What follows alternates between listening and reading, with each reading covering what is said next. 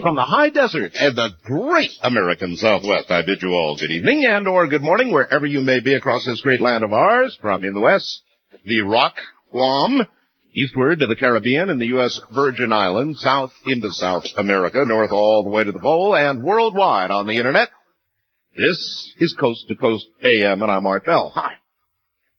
Gee, I would like to really welcome WRJN in Racine, Wisconsin.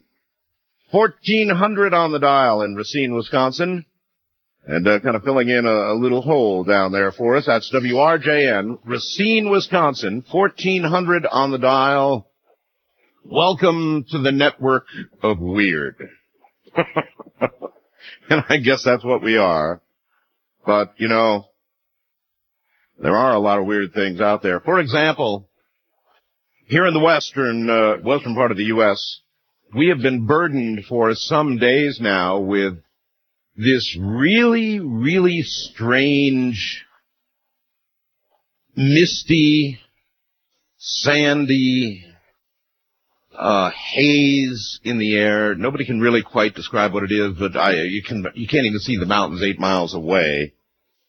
And even our weather person, Channel 8 in Las Vegas, was having a hard time figuring out what it was, and she was saying they were investigating, and we called the Desert Information Center. And I did too. And they say that this is sand coming from Mongolia. That's right, Mongolia. If you look at the map, we're almost parallel.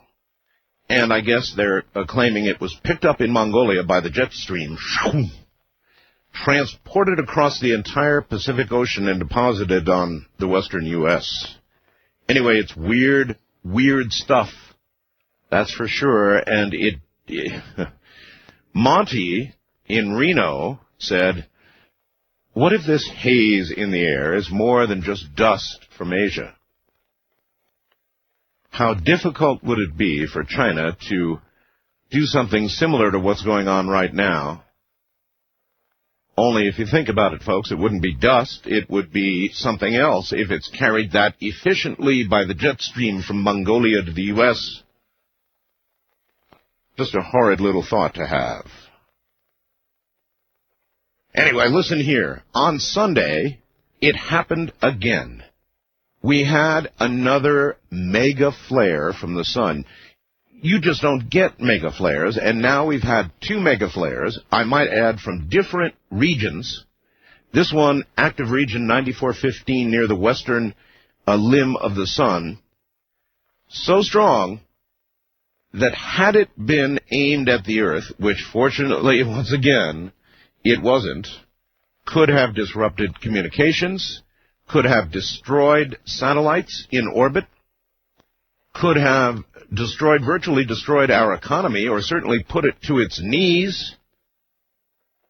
And we've missed these 2 so far by that much. You know, a couple of days of the sun's positioning. The Earth has had 2 really close calls. And I've got somebody who wants to talk about our sun coming up in a moment, David Wilcock. Tell you all about him in a moment. Stay right there. Just love that thing. Mr. David Wilcock is a specialist in theoretical science and the interface between metaphysics and the new paradigms of matter and universal energy. Currently, he is the research director for Dr. Scott Mandikler's multimedia seminar tour entitled The Time of Global Shift, which will be held in a number of cities across the country, including Chicago, Illinois, this coming May. Then Boulder, Colorado, I guess, in June. Mr. Wilcock's website, Ascension2000.com, has attracted nearly 80,000 visitors since 1999. We may get that for him tonight. We've got a link up there now.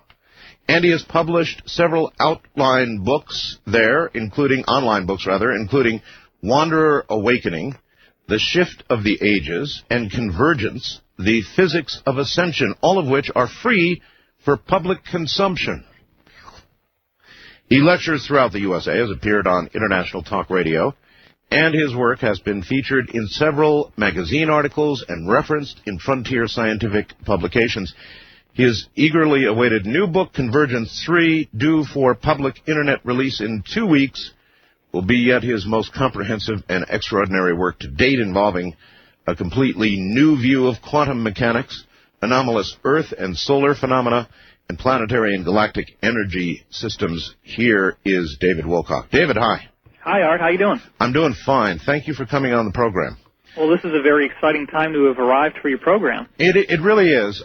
Being a ham operator, radio operator, I've been watching the sun all my adult life since I was about 12. You need to be tapped into the ionosphere, no doubt. Yeah, I've been a sun watcher, and in all that time, I've never seen a solar cycle that compares with the one we're having right now. And I'm not talking about just in general magnitude. I mean the anomalous behavior of what we're getting right now. How about you? The scales that were designed to register these things have had to be completely improvised and reworked as they go. Because we didn't have, for example, the class of solar flare only went up to severe. But they had to rename a new category called extreme in order to handle the degree and the magnitude of the behavior that we're seeing. Yeah, they have several classifications. Mega flare is what they're calling it on some sites. Well, mega is what you have to go for after you've already blown through the extreme level, and you need to create yet another inflammatory-sounding word, because this is inflammatory. It is. And people here on Earth, they really don't understand how close a call they had. We had, what was it, an X, some said 20. X20. And then I talked to the fellow who runs the Big Bear Solar Observatory, and he said, Art, I think it's an X22, which makes it the biggest ever measured, because our equipment saturated at X20. Right. Well, that frequently happens. Various satellites, including the Advanced Composition Explorer, some of the satellites that have been put up by the ESA and by Japan, they are not built to handle these type of emissions. And there was something that you didn't mention in your introduction. Yes. Okay. When this last one, the really big one, hit us on March 8th, 1989, that was an X9 flare, and it did hit us directly. Most of Canada lost all their power grid. But here's the other thing.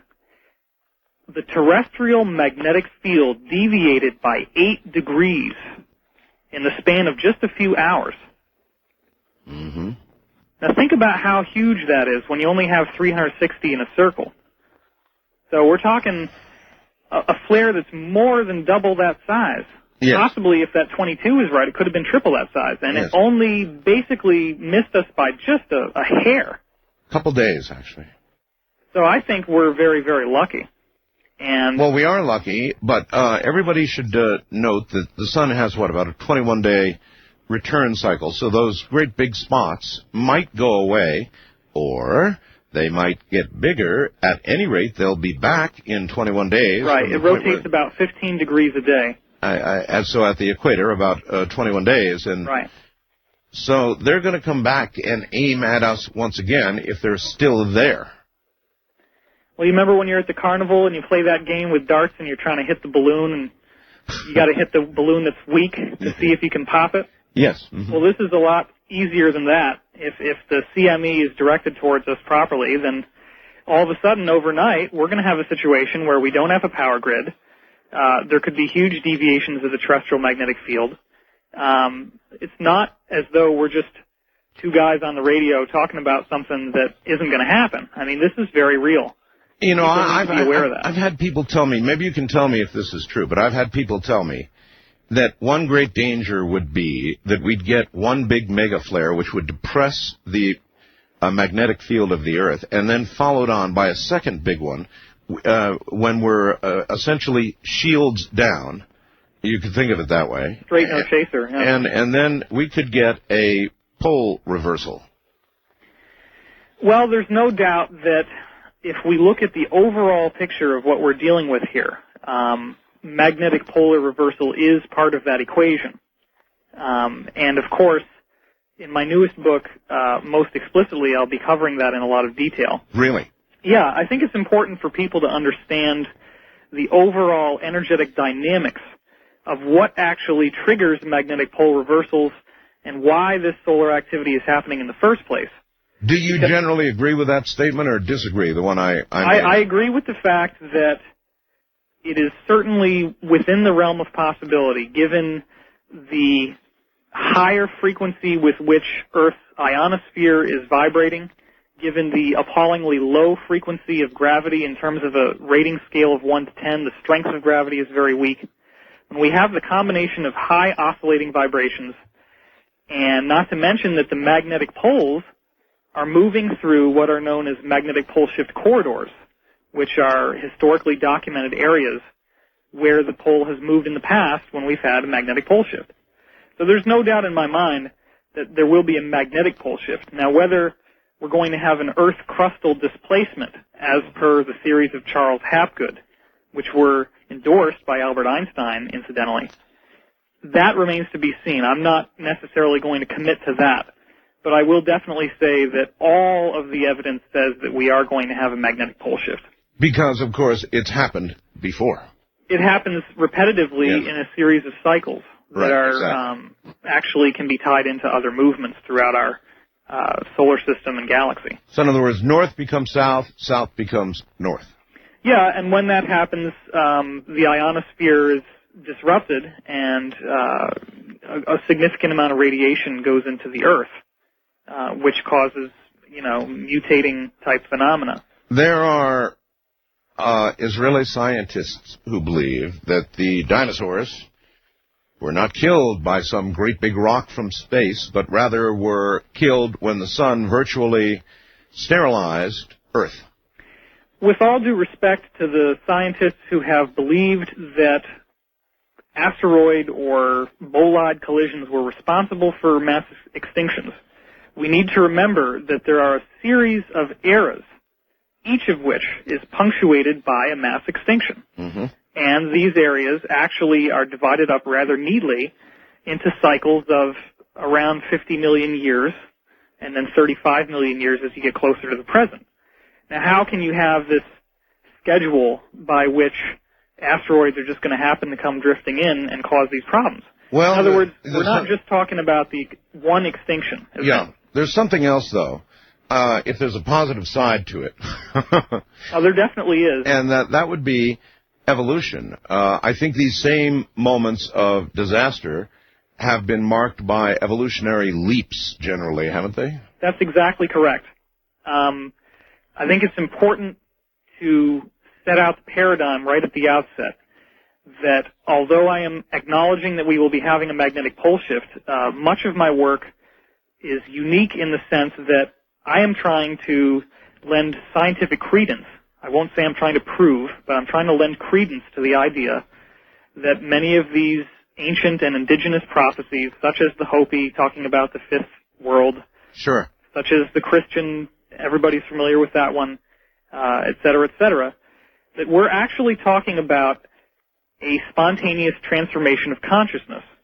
And this has to do with the idea that universal energy in and of itself is innately conscious in its basic composition.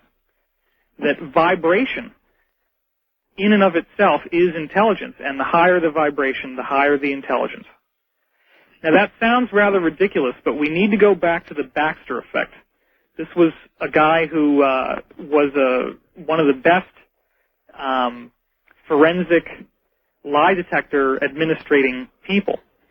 And what he did is to take plants and hook up these connections to the plant's leaves, and basically he would try to burn the plant and look at the lie detector and see what the plant would do. Mm-hmm. And the plant would register shock reactions, typical with when he was actually going to burn the leaf, but not when he was pretending that he was going to burn the leaf, only when he was really going to do it. Now, a lot of people have heard of this, but what they don't necessarily understand is that the Baxter effect has been shown for things like bacteria, for planaria worms, these little knobby flatworm guys, for even human cells. That's one of the most interesting ones. For example, take this is a pretty humorous example. He took a teenage guy and gave him a cotton swab and had him take some of the cells out of his cheek. He puts him in a different room, hooks up the cheek cells to the lie detector test. I'm serious. He leaves the guy in a waiting room with a porno magazine. And just when the guy finally gets the urge to open up the magazine, he comes barging in. And, what are you doing? And at that point, they look on the lie detector test, and the kid's cells show signs of a shock. And they did this, this was hard... That's really interesting. Very interesting. It was not an easy thing to replicate, because how do you administer emotional shocks ethically? Another example was they had a World War II pilot and showed him a film of the kind of plane that he had flown being shot down. Right. And his cells showed shocks. Sure. Now you can do this, it sounds silly, but he took, a tub of yogurt and stuck electrodes in it and had this nasty contraption that would kill some brine shrimp by dumping them into boiling water. And he could walk out of the building, and if there was nothing else around to distract the bacteria, the death of the brine shrimp would cause them to have a shock reaction. Or if you had yogurt and some of it was in the container being monitored and some of it was being eaten, it would start to show shock at the time that it hit somebody's stomach. Now, how do we relate this to what's going on the sun? What I would suggest is that there is a consciousness in the energy that makes physical matter. And then we're going to get into the question of zero-point energy and that whole debate, which, we've had on your show before. And you're having a radio guy on later tonight. All right. How does what the sun does affect us biologically? In other words, if it's sitting up there spitting out these gigantic... Okay. That's actually not too difficult to explain. All right. It is for me, so have at it. Well, there's a lot of material to cover, and we can't do it all tonight, but we'll try to cover some things that are interesting. We'll cover that if part. If you look at the peaks of the sunspot cycle, right, and you compare that, especially prior to 1960, if you compare sunspot cycle peaks to economics, there's a direct correlation between the degree to which the sun is emitting energy and the degree to which the economy goes down. And the proof is happening right now. It's the same thing all over again.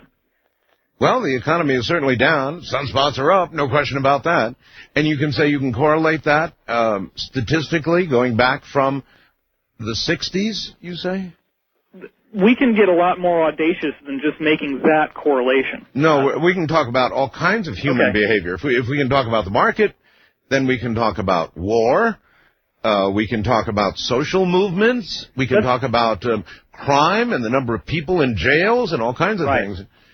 Yeah, I mean, that is one of the central cornerstones to this whole hypothesis, is the idea, which actually comes from the study of economics, for people who are trying to make money, of how cosmic influences modulate human behavior. All right, well, why are you suggesting that you'd have to start in the 60s? Why not be able to monitor and correlate this current cycles? What is different now? Okay, well, you know that the sunspot cycles peak about every 11 years. Correctamundo. And roughly speaking, if you look at the correlations of like the last 3 sunspot cycles after, in that period from 1960 onward, the correlation got weaker between economics and sunspot cycles.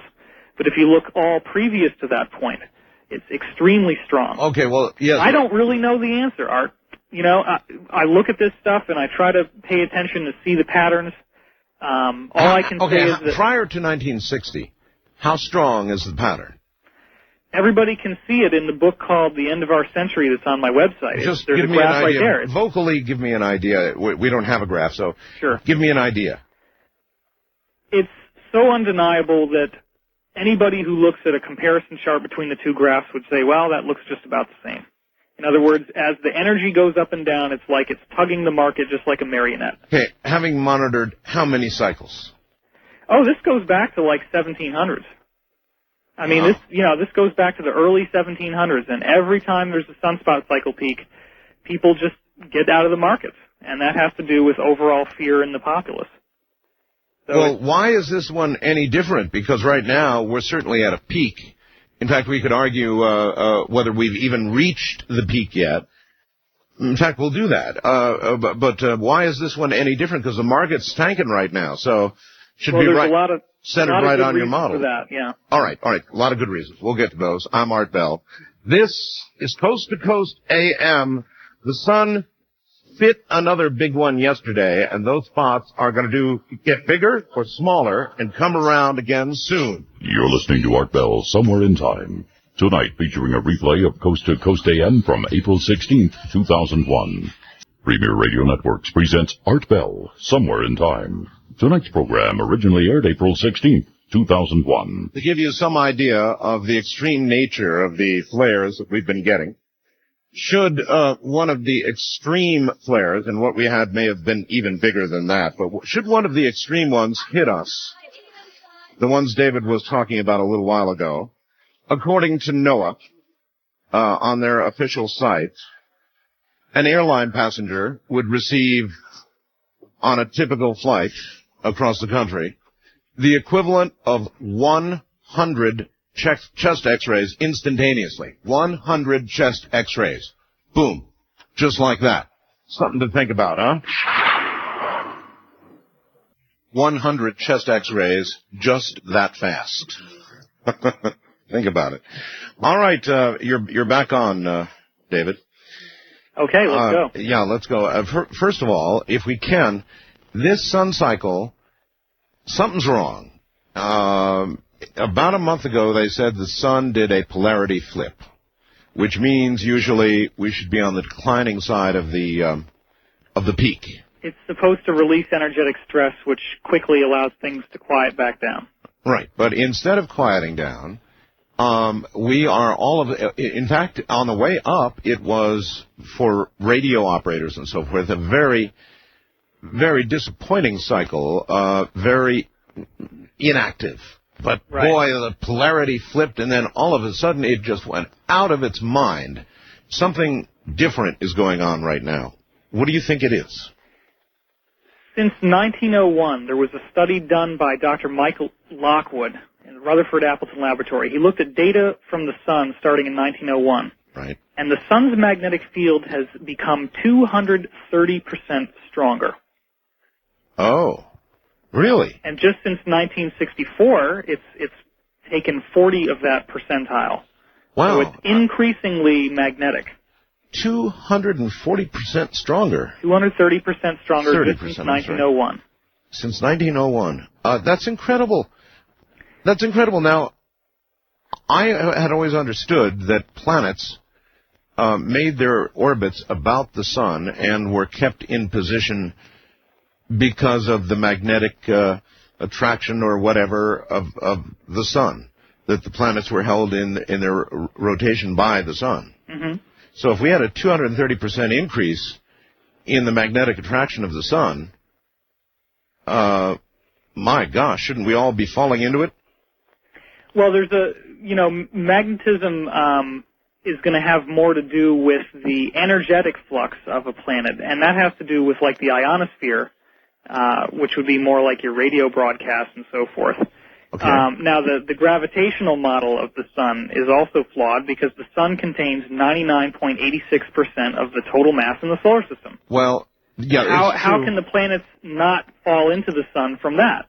That leads us to the idea that there is an anti-gravity force. Well, you're right, because most scientists, even theoretical physicists, don't fully necessarily understand even the nature of gravity. Sure. That's true. But if you do understand the nature of gravity, then you can certainly design machines that would overcome that. And that gets us into a whole other... Oh, it sure would. It certainly would. But I'd like to say there's this Russian astrophysicist named Dr. Alexei Dmitriev, and he reports that, and I can quote this, as a whole, all of the reporting and observation facilities give evidence to a growth in the velocity, the quality, the quantity, and the energetic power of our solar system's heliospheric properties. And the heliosphere, of course, is the name of the magnetic field around the sun. So what's actually happening, one of the things that I don't hear people talk about too much, is that the time that it takes a solar emission to travel to the Earth is increasing sometimes by as much as 400%. Now tell me, what do you think that means? I don't have the slightest idea. I know some particles get here very quickly after a flare or a CME. Other particles arrive, they say, typically 12 to 36 hours later. Right.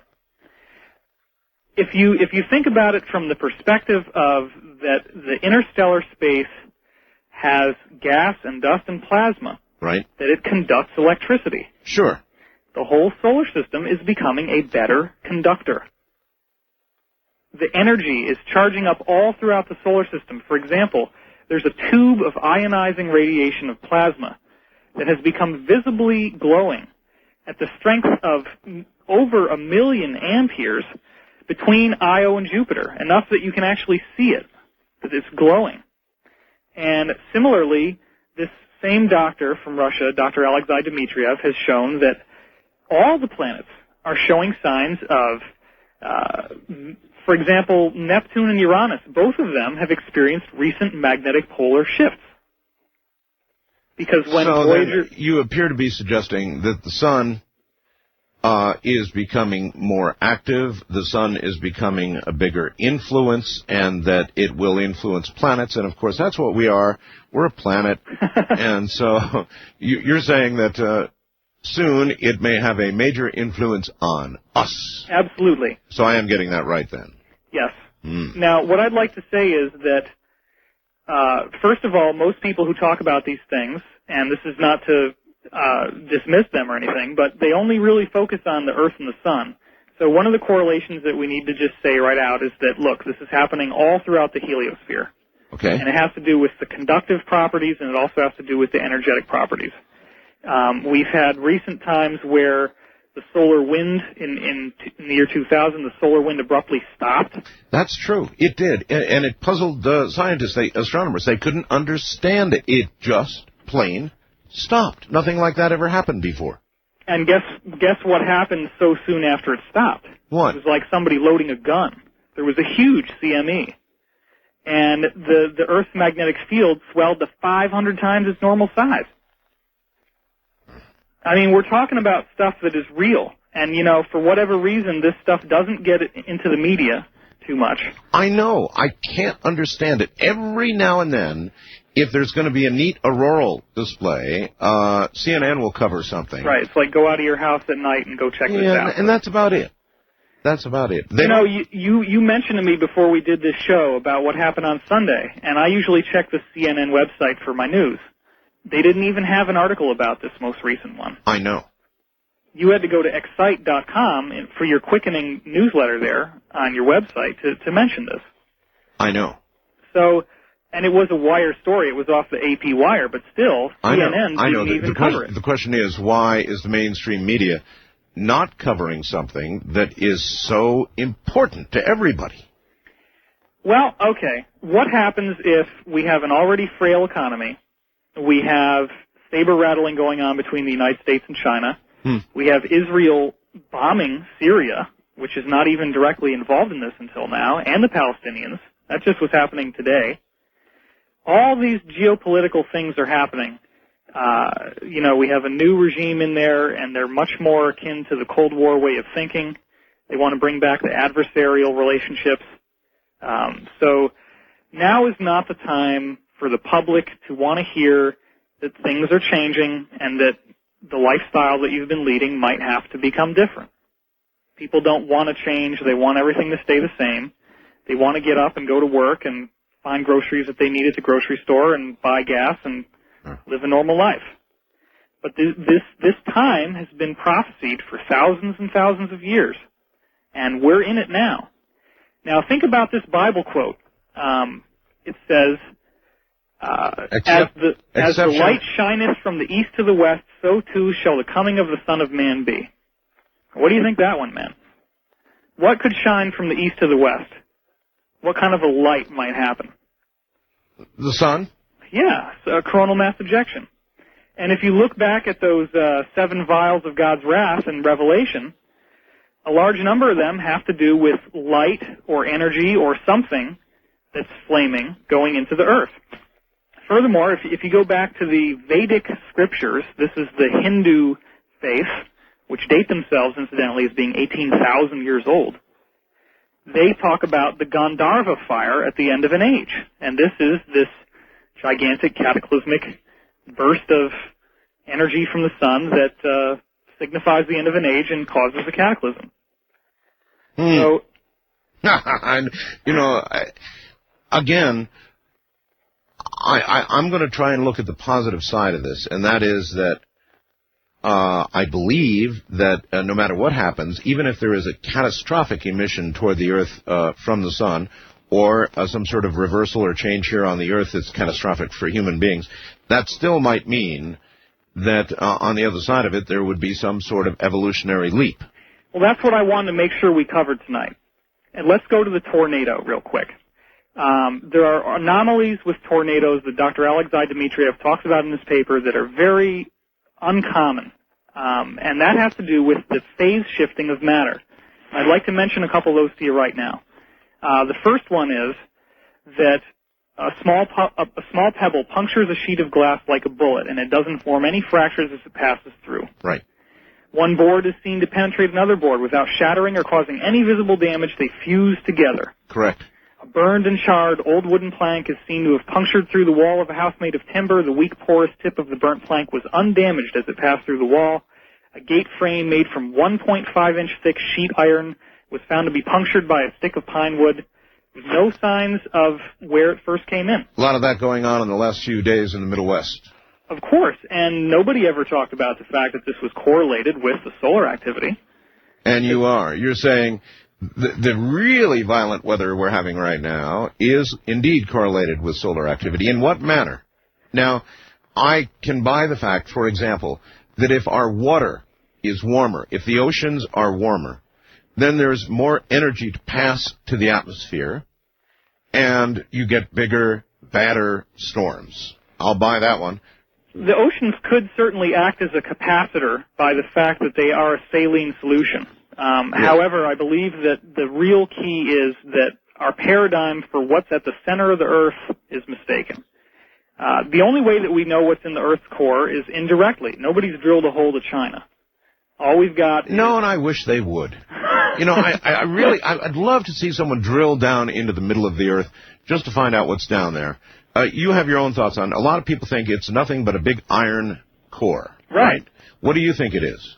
Well, it can't be an iron core because after you get down past about 60 miles, it's too hot to conduct magnetic energy. In other words, there's this thing called the Curie point, at which time magnetism breaks down in a metal because it has a thermal exhaustion.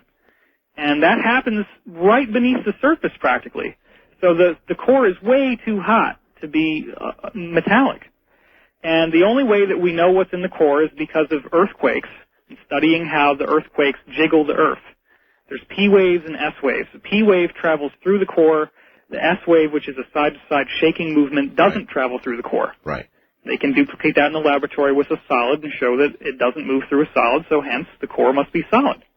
It also wouldn't move through super condensed plasma energy. And plasma is electromagnetic energy.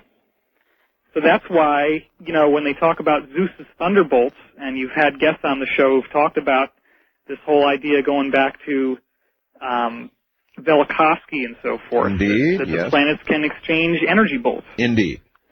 What we're dealing with is an electromagnetic universe, and the electromagnetic interaction of the sun and the Earth is what triggered those tornadoes in the Midwest.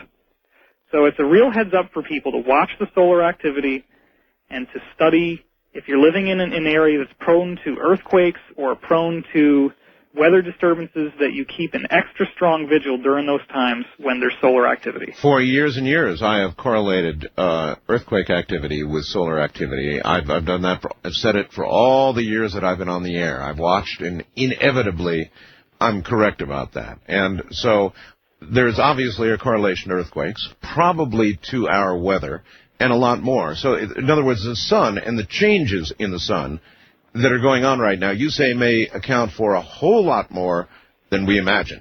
I'm saying that if you look at the behavior of the tornado, or if you look at the behavior of the Bermuda Triangle, we have cases where matter changes phase. Now, Einstein believes that when you accelerate matter towards the speed of light, that it becomes infinitely dense. That's right. But if light speed is not the salary cap for how we get paid off by universal energy, then we certainly have enough of a budget to have other things happen to matter. And we have the observations. The only way that these anomalies could happen with a tornado is if matter becomes permeable like a fluid. And if you go back to the stories that were being told by all these ancient prophets, they say that we're going to have an alchemical transmutation of the human body.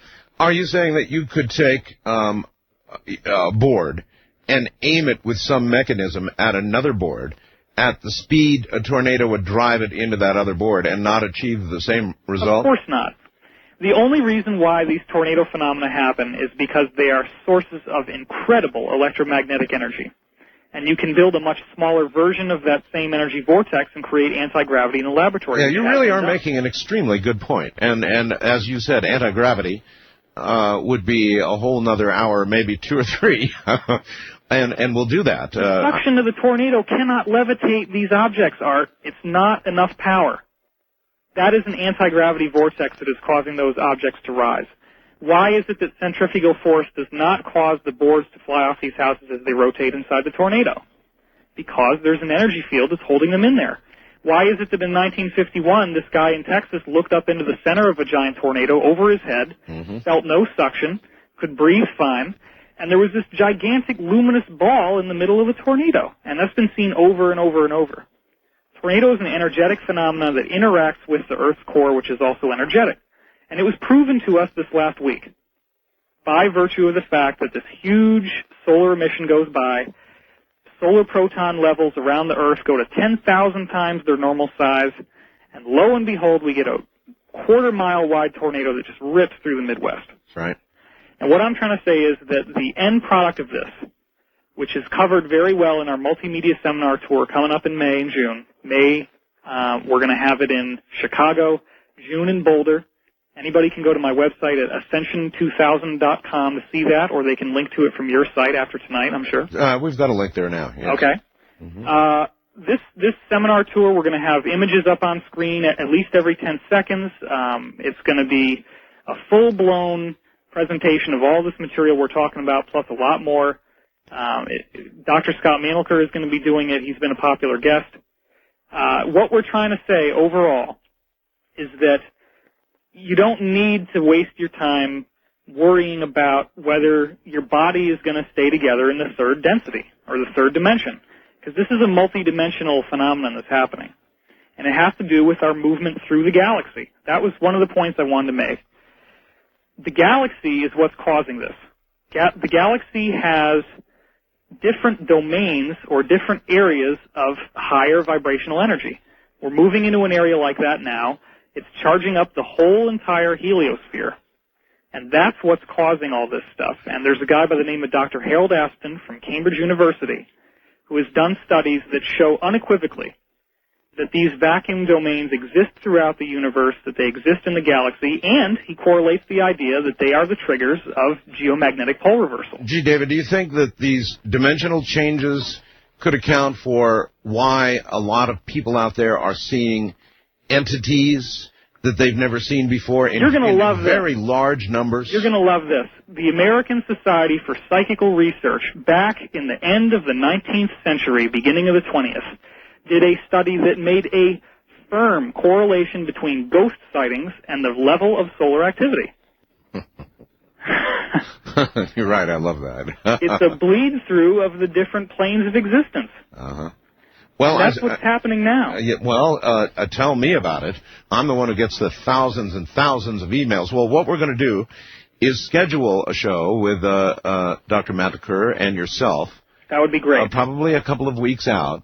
But in view of the fiery spittings of the sun recently, I wanted to have you on right away, even in short form, to try and explain a little bit of this. So I sure do appreciate it, my friend, and we'll look forward to doing a full show with you and Dr. Mandelker. It was my pleasure, and I was happy to be here. Thank you. Good night.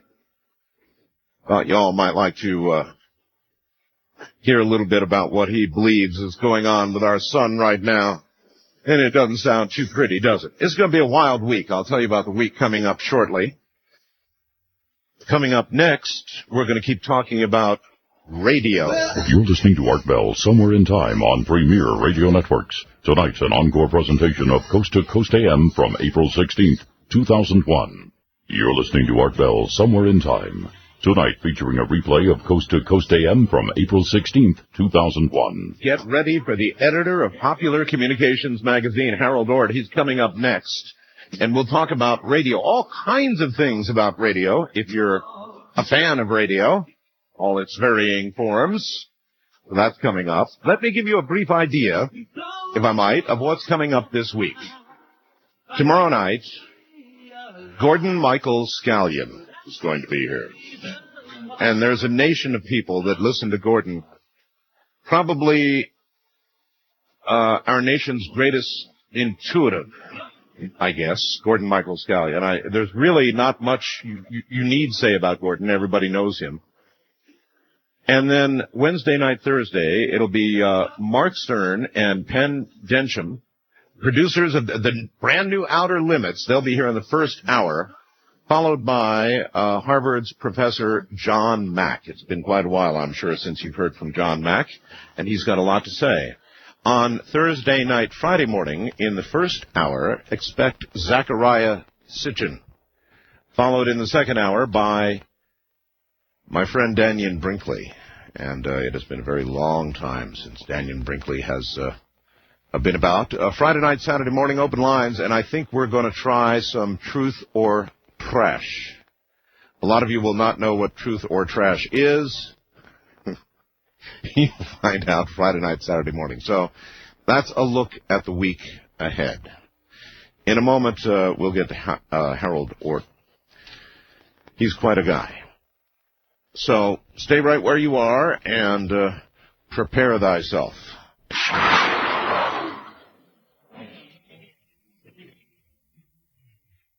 Currently, the editor of Popular Communications magazine, Harold Ort, served in the U.S. Army's public affairs career field for about 20 years.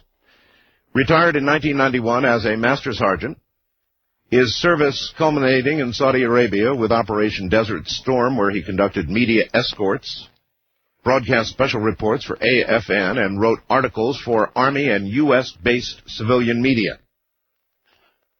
He's received the Meritorious Service and Joint Service Commendation Medal during his Army career, which included assignments in Berlin, New York City, and Wright-Patterson Air Force Base in Ohio. We're going to have to ask him what he saw there. Harold is the former editor of the Popular Communications Guides, Radio Shack's radio magazine, has written articles for USA Today, the Army Times, Soldiers, numerous other regional U.S. media. He is a licensed amateur radio operator, call sign N2RLL, and enjoys talking and meeting with other radio operators from around the world.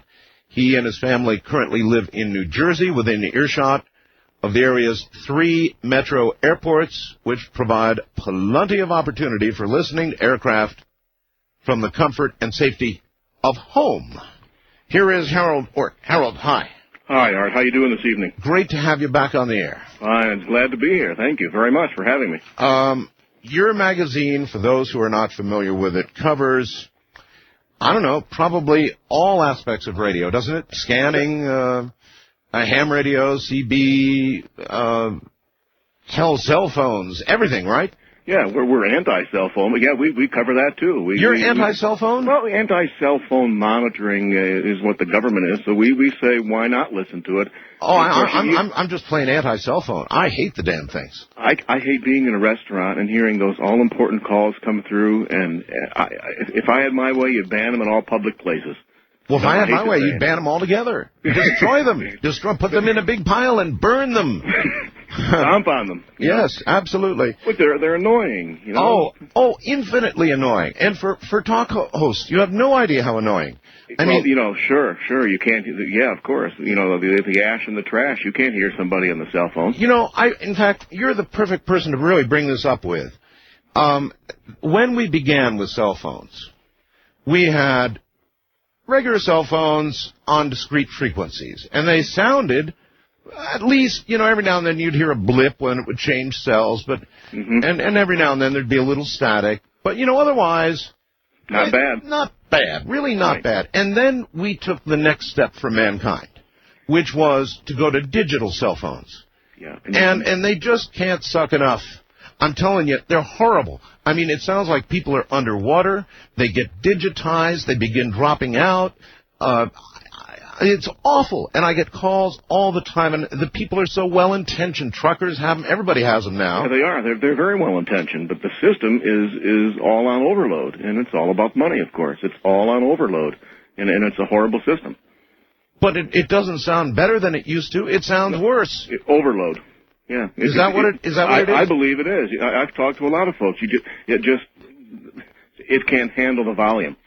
And it's just too much for the system. Yeah. And of course, my God, you on a talk show, nobody called in. Of course, the well-intentioned folks to call in, but if you can't hear them, what good is the system? There's a commercial on TV where there's some opera singer up there. Maybe you've seen it. Yes. She's singing away, and a cell phone goes off in the audience, and she takes her spear, and she drives it right through the cell phone. There are restaurants now and places where people are so sick of cell phones that they're beginning to investigate something called cell phone blockers, jammers, if you will. Yep. Can you get those now? No, from what I understand, that's not.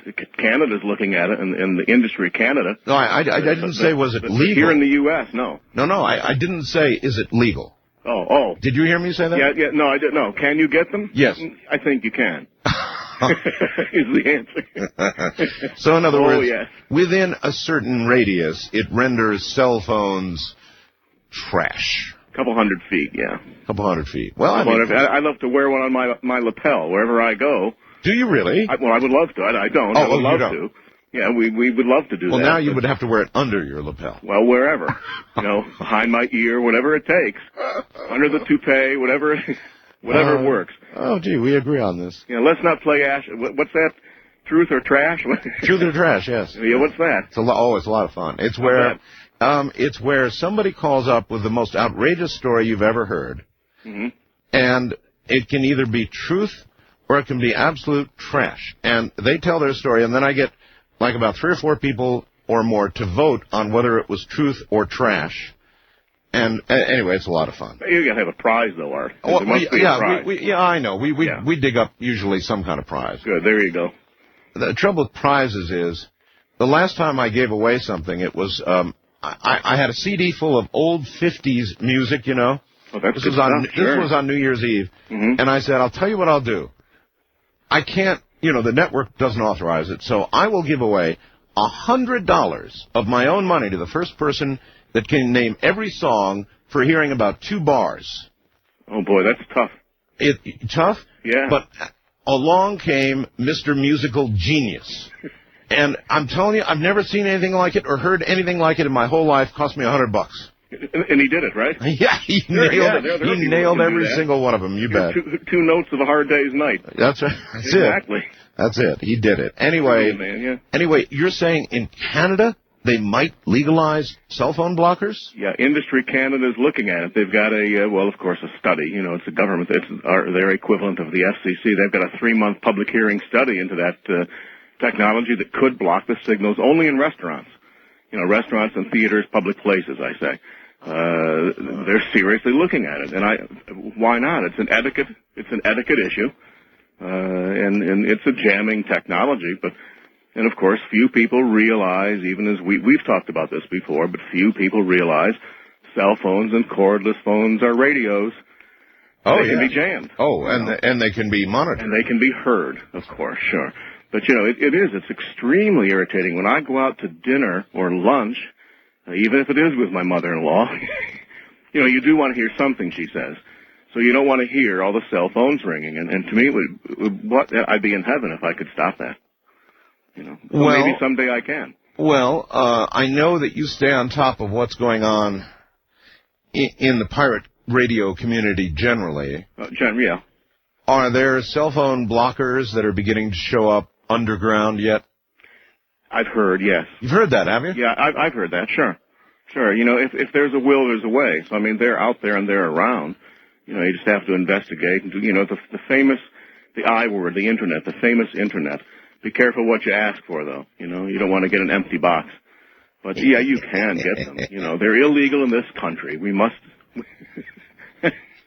go to Japan. Are you making anybody going to Japan? But if you had one, the person with the cell phone, they wouldn't have a clue. They're clueless. Might be in your pocket, right? Or well, they're clueless anyway, so they're going to be certainly clueless. But they'll think the system. I honestly don't want to come down that hard on the users of cell phones. I want to come down on the technology itself. It stinks. It does stink, but I don't want to say I don't want to come down on the users. You want to come down on the users too? On some of them, yes, because they're loud. They're louder than I am. They're loud. They're obnoxious. They pick up the phone to make the call in the restaurant. I've had it in church. To make a phone call in church, in a theater. That's really raw. In church? In church. Make and take a call. Weddings. Give me a break. I mean, what's that earth-shattering? I'd have Seriously. to agree there, yeah. Really, what's nuclear war? I mean, what is it, Well, anyway. What would be, we are in a mobile world these days where people have to be in communication. We're a technology-based economy right now. If we didn't have cell phones, what do you think could reasonably replace them? Right now, obviously nothing. But, and you're right, we have to be in touch, or at least the industry tells us we have to be in touch. Therefore, we are.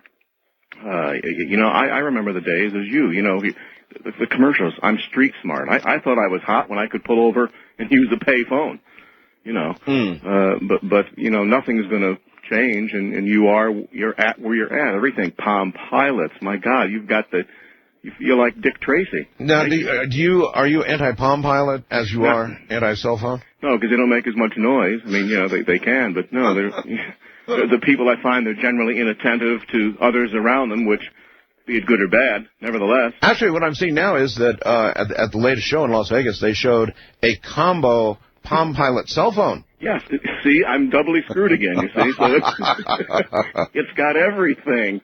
You can watch TV, you can page your mother-in-law, you can call her if you wish. Unbelievable. Yeah, so, we're definitely light years ahead of where we were just 5 years ago, Art. Seriously. So where do people see advertisements for these illegal cell phone blockers that nobody should buy? I've seen them on the Internet. On the Internet? I've seen.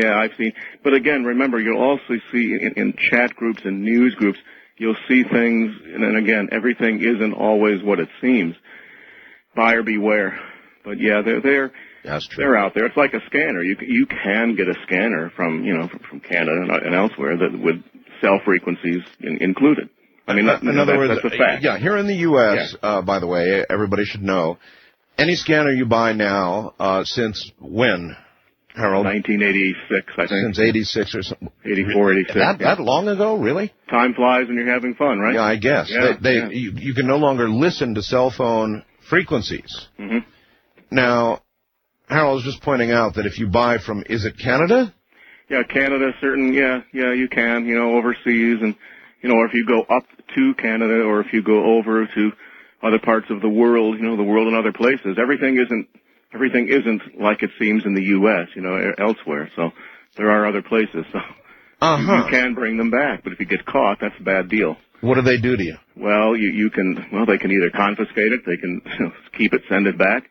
You're probably not going to pay a fine necessarily because you claim ignorance, but nevertheless, ignorance of the law is no excuse, as they say, you see. So. But as long as you have a scanner that was built prior to the law, then you're good to go. You're grandfathered in, and you can listen to all the calls you want, right? Sure, well, you can. Still illegal. You can. Everybody that has it does.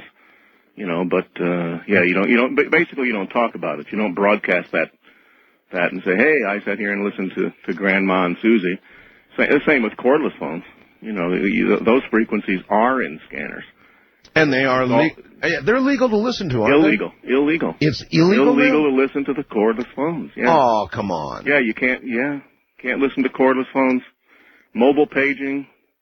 News uplinks, when the old... Since when did it become illegal to... Oh, I don't know what year. It's illegal. Can't listen to cordless phones. Surely you jest, right? No, I'm not. No, you can't listen to cordless phones. Wow. Bad news, right? Wow. But everybody. But then again, it's almost in many places becoming moot point because the systems are going to, they're $200, but they're going to these digital spread spectrum systems, which really can't be monitored. Now, I tested a phone. I'll tell you the truth, and I caught some flack, and it was a Panasonic cordless phone here a year or two ago. Company sent me. I said, I'd like to review this phone. I bet that was a 2.4 gigahertz phone. Yeah, I bet. Exactly. And turned out I could not hear it. I could not hear it. I've got 15,000 scanners and 25 antennas. I couldn't hear this thing. I reviewed it from the aspect that this was a damn good phone. Superb range, and it was. Superb range. My God, I'd walk all the way down the end of the street, quarter mile. And a lot of folks wrote in and said, oh, boy, they must have given you a unit that can't be monitored. I said, hey, I even looked up the ESN, the serial number, checked it against the FCC's logs online, and the thing certainly is a spread spectrum technology phone. I couldn't monitor it. But some folks are saying they could. I remember that controversy. How did that turn out? In fact, were they able to monitor? Were there some that were using not spread spectrum? Awesome. If you're not there, how the heck do you know, right? All I know is what I saw, and I tested right here in the office, and certainly I could not monitor it. Everything from optoelectronics frequency counters, Radio Shack frequency counters, scanners in the search mode. Nothing, but a damn good phone. Why do you think so many people were saying that particular phone could be monitored? They probably had ones that might have been mislabeled on the box. They certainly were not spread spectrum technology. It was on Panasonic's, on someone's part, it was an advertising, faux pas. But certainly, I believe what the readers were saying, because they're not going to lie either. Certainly, they were probably monitoring. Well, I've tried to monitor my own spread spectrum 900 phones, and I can't monitor them. Only thing I notice is a little more white noise if you get the scanner really close to the transmitter. That's about it. But within about 5 feet, I heard, again, the white noise, the rushing, and not much of that either. But nothing that even approximated human voice, not even digital. I mean, just not there, period. No, almost like a cellular phone call. But no, actually, couldn't hear anything. Actually, most portable phones, and I say most, sound so much better than most digital cellular phones. It's not even funny. Isn't that the truth? Yeah. Yeah, and what I find better are the older, the very old now, of course, 10-year-old, but the older cordless phones with the base unit is up at the top end of the broadcast band. Oh yes. 100. Oh yes. They're clearer. They don't have the range. They were very easily monitored, though. Well, yeah. Well, that's why we like them. All right, Harold. Hold on. We've got a lot of territory to cover. Harold Fort, editor of a Popular Communications magazine, is my guest, and we're going to talk radio this night. You're listening to Art Bell, Somewhere in Time. Tonight, featuring a replay of Coast to Coast AM from April 16th, 2001. You're listening to Art Bell, Somewhere in Time on Premier Radio Networks. Tonight's an encore presentation of Coast to Coast AM from April 16th, 2001. Yes, it certainly is. And Harold Orr, the editor of Popular Communications, a magazine that I never, ever miss reading. I always read it. You know where it sits? The really sacred magazine. The really sacred magazines, the ones you really want to read, and you do read. They don't go in the trash. They don't go in a pile. You know where they go. They go in the basket.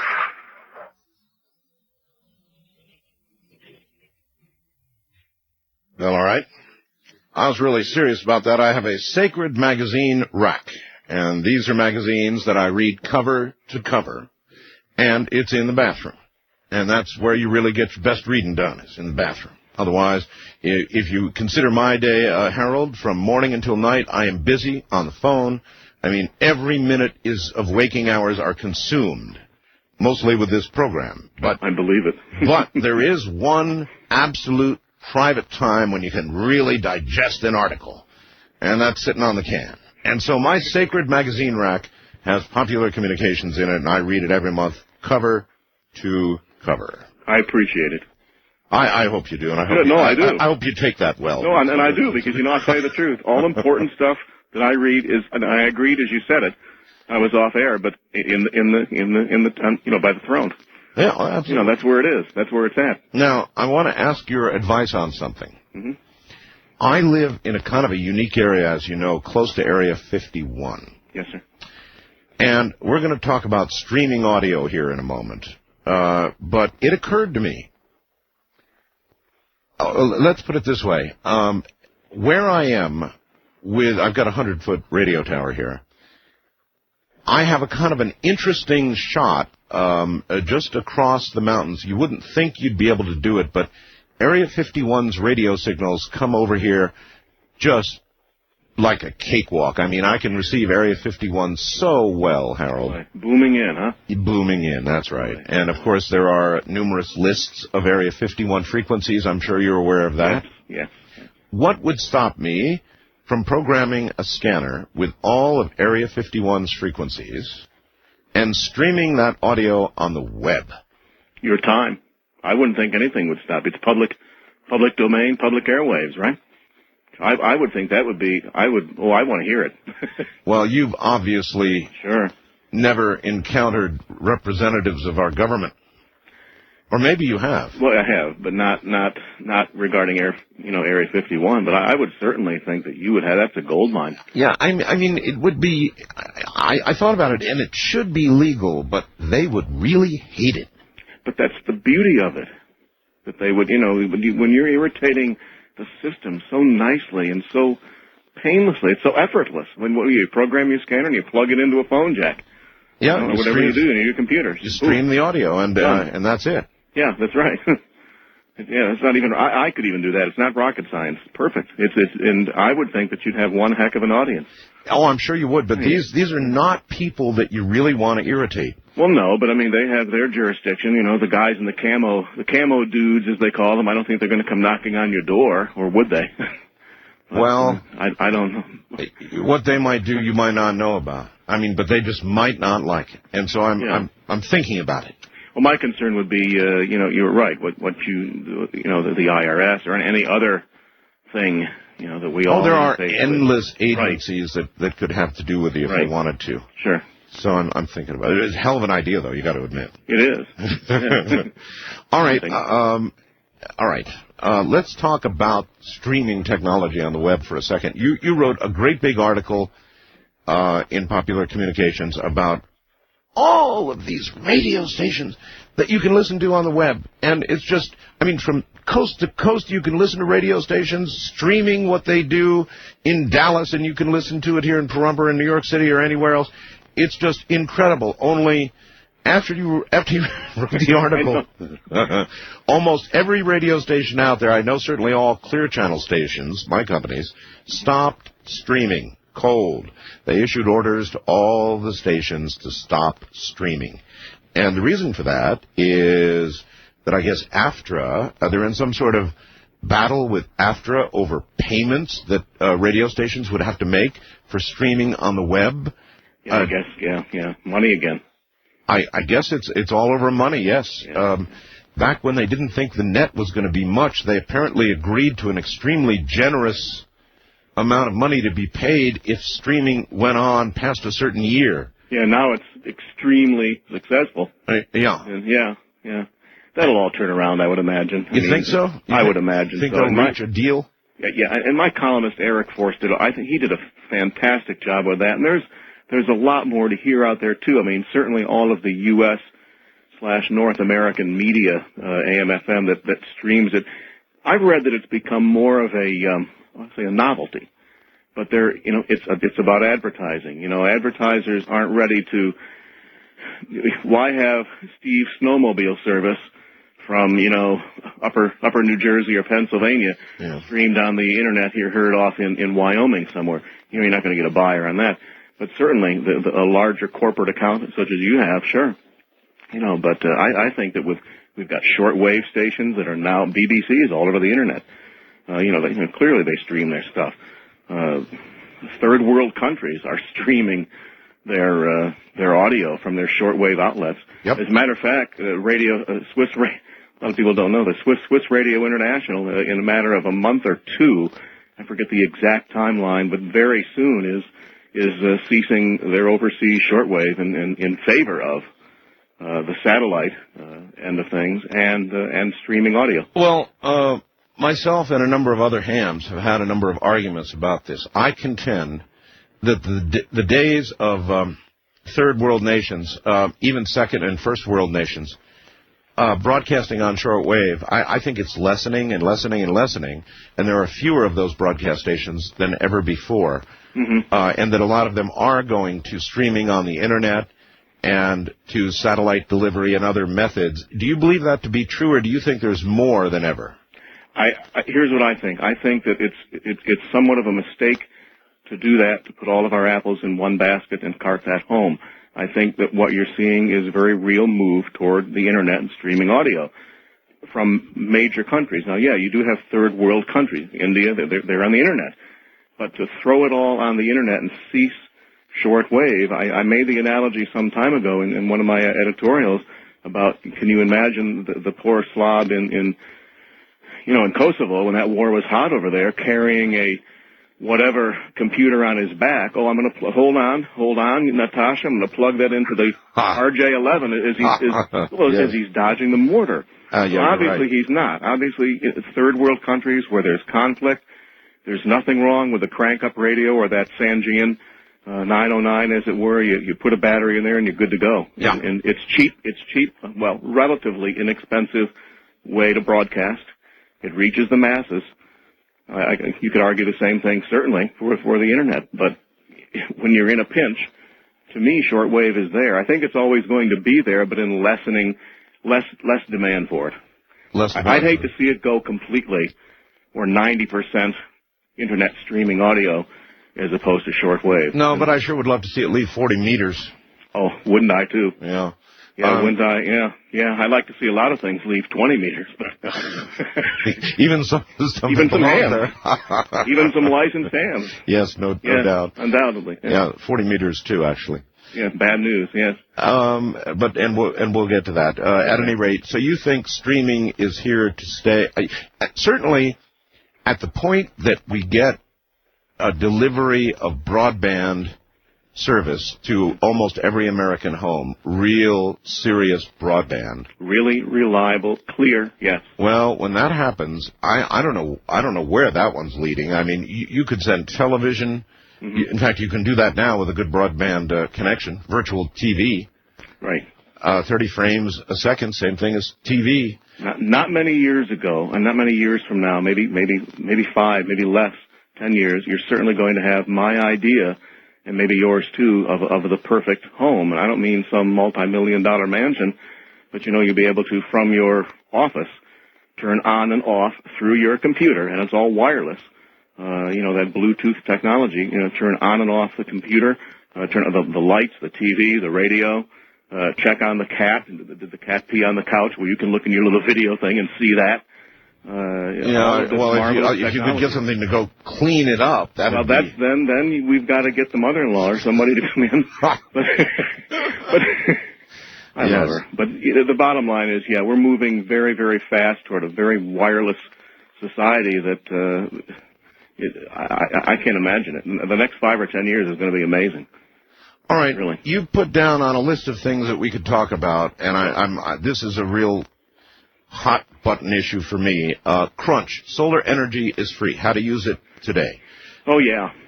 Here we've got rolling blackouts in California. Yep. Maybe in New York this summer. God knows what's going to happen to California when people turn on the air conditioners in the summer. It is a mess. So I'm a big proponent of solar energy. What do you say about it?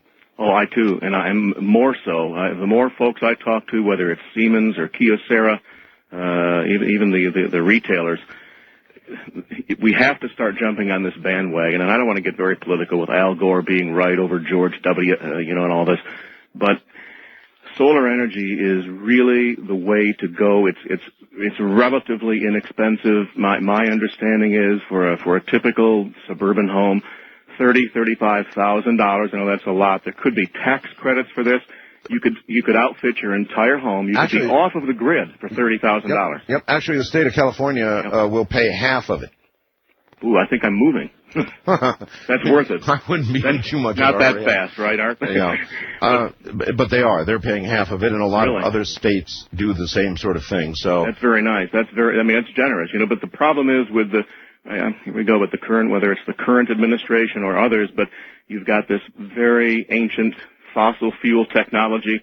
And I'm sure you've been over this time and time again. Oh, you'll never know. I'm sure. I have no problem criticizing this administration for this. Otherwise, they're all right. But, George Bush cut the research money for alternative energy in half. Right, and a few other things he did that I'm not happy with. But and now he's and we do have to drill. I believe in the short term, we need oil. We're driven. Right. So he can go get that in the short term, but my God, cutting the research in half for alternative fuels, that's not leadership, that's not that's not forethought, that's just plain dumb. That's asinine, yeah. But the bottom line is I think I could do a better job, but here's the deal.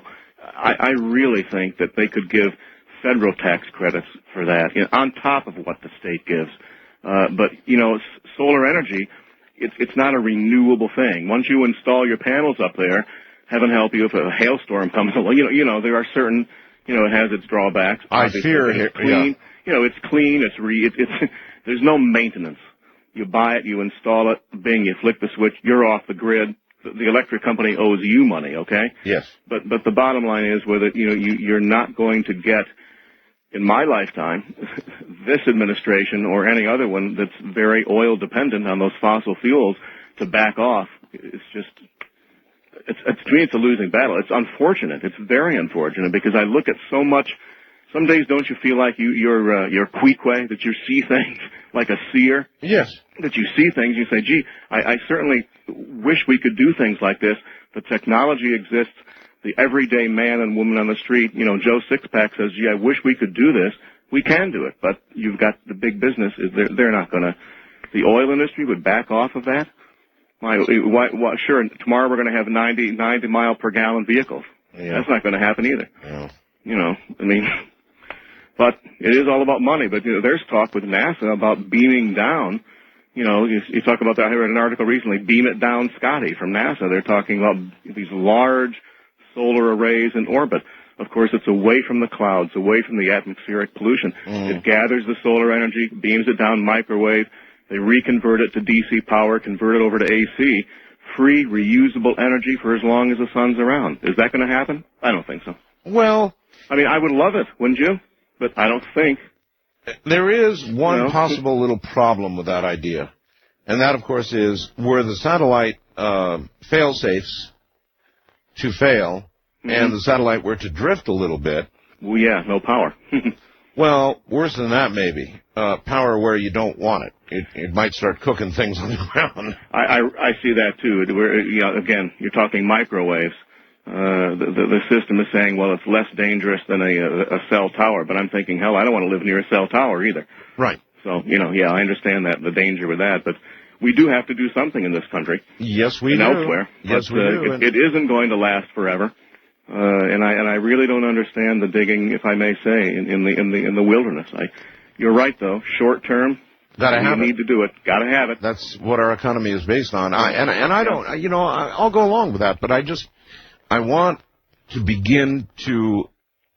Certainly, I don't want to cut the budget in half to look at alternative fuels. That's just, I don't know, it's insane. I understand. But, an individual can do it on his or her own. Yes. For a relatively small investment. I run all of my ham gear. Now, it doesn't draw a lot of amperage. All my scanners, all my radios, all my ham gear off of a couple of batteries and a project I did in our magazine last year or the year before. And I'm doing some more projects in that regard. So, yeah, so you can at least have emergency power to run your refrigerator or to run your lights in your house at the flick of a switch, and it's free. Well, I run my whole house on it. Do you? Yeah. And that's good. That's nice. Yep. But it is expensive. And the initial cost. Yeah, I've got solar and wind both. And yeah, really. A lot of it, and a lot of backup batteries, and a lot of, but it is expensive. It's just that we've got to start on it now. Yeah, and we certainly don't want to move the other way. This nation runs by emergency. I mean, when we have an emergency, then we do something. And I know it's going to be the cost of gasoline going through the roof and oil, heating oil and all, gas and natural gas and all the rest of it is going to go through the roof. And then we'll begin to do something about it. But then only temporarily. It's like my Saudi thing. I could have sold 1 million radios over there, but that was a glitch on the radar screen, a little anomaly, if you will. And now it's in a downturn. Now, you have a major emergency in ham radios. Oh my God, everybody, all the media in the world wants to visit your ham shack. I know. Take a pic, but when there is no emergency, we're very short-sighted. But you're right, we do have to act on that today, and we don't need a government panel to say we need to act on it. We know we do. Just call Art and Harold. We'll tell you, How's ham radio doing, by the way? Is it still on the decline, being clobbered by the internet and other technologies? Actually, no. We've experienced a bit of a growth, not like we would like, but there has been a bit of a growth. Really? With the recent restructuring. I actually upgraded. Now, hallelujah. I'm not a code man, but I took the code test. There's a story with it, but I did wait until the 365th day to take the code test. But I got under the wire. I took it. And everybody should know. They've knocked it down. All you need for any class of license now is 5 words a minute. And you can do that standing on your head, folks. I did it with one eye shut and the other eye closed. It's really not that difficult. It's more of a pain in the keister to do. You have to study for it like you have to study for anything else. But I'll tell you the truth, Art, as soon as I got back from taking the test, I put all of Gordon West's tapes in a box and put them up and away. I like to yap, so I got on 20 meters right away. Uh-huh. And my first contact was Germany. There you are. With 20 watts. With 20 watts? With 20 watts. That is amazing. Yeah, and I've since talked with 20-watt little MFJ radio and a dipole antenna, Croatia, Lithuania, Ukraine, 20 watts. So you don't need 10 jillion gigawatts to, but then you wouldn't know that on 20 meters. Well, actually, 20 is said to be the place where you do need 20 jillion watts usually. Yeah, you know what it is, though? I skate around the big boys. That's Kilowatt Alley, and, I managed to skate around the big boys and use some good old knowledge, sit there and use the gray line propagation and oh, yes. So you don't really need, but it's fun. Ham radio is fun. And to answer your question, there's been some growth, not as I said like we would like, but we're growing. But we do need to get, and you've heard this for umpteen years, young folks involved. How do we do that? I don't have the answers to it, but certainly I'm open to suggestion. We do need to get. You tune across the band. So the growth is not coming so much from young people. No, it's the middle age. I'm glad there's growth, but you're right. We need to get young people in it, and pretty doggone soon too. Hold on, Harold. We'll be back after the top of the hour. A lot of other aspects of radio to cover here. I'm Art Bell. This is Coast to Coast AM. You're listening to Art Bell Somewhere in Time on Premier Radio Networks. Tonight's an encore presentation of Coast to Coast AM from April 16th, 2001. Radio Networks presents Art Bell, Somewhere in Time. Tonight's program originally aired April 16th, 2001. Anybody out there wonder what happened to low power FM? Do you even know what it was supposed to be? We'll tell you all about it, and in a moment we'll tell you what happened to it.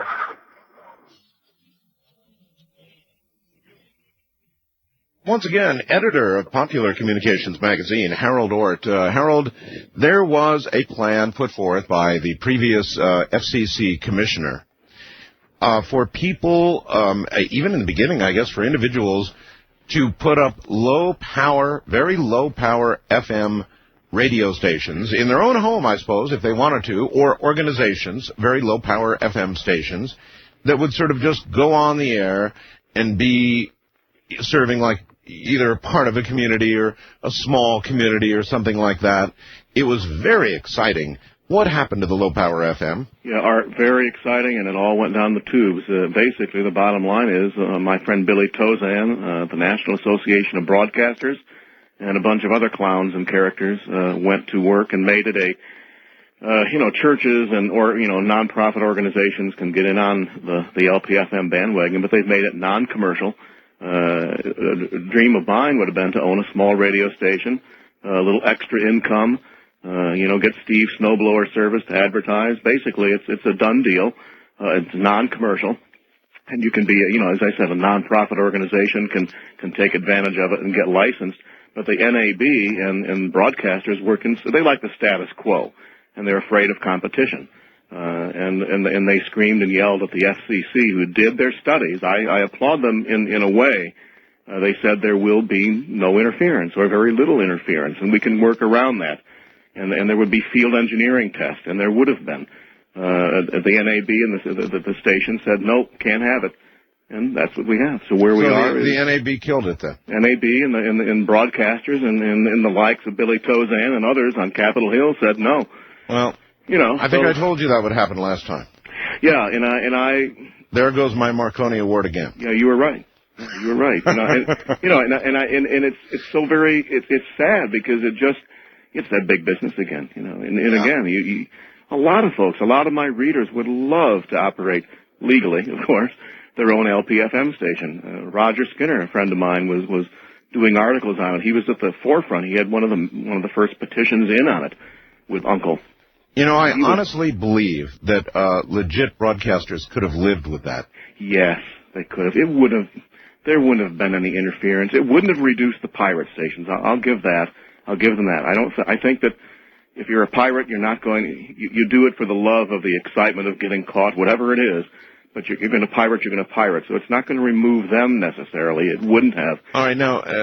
But yes, but it still would have been a great service. I think. Yes. All right. Anyway, you have a section in your magazine called "The Pirate's Den." Yep. And in there, you monitor stations that call themselves things like, let's see, I've got it here, Psycho Radio. Oh, incredible stuff.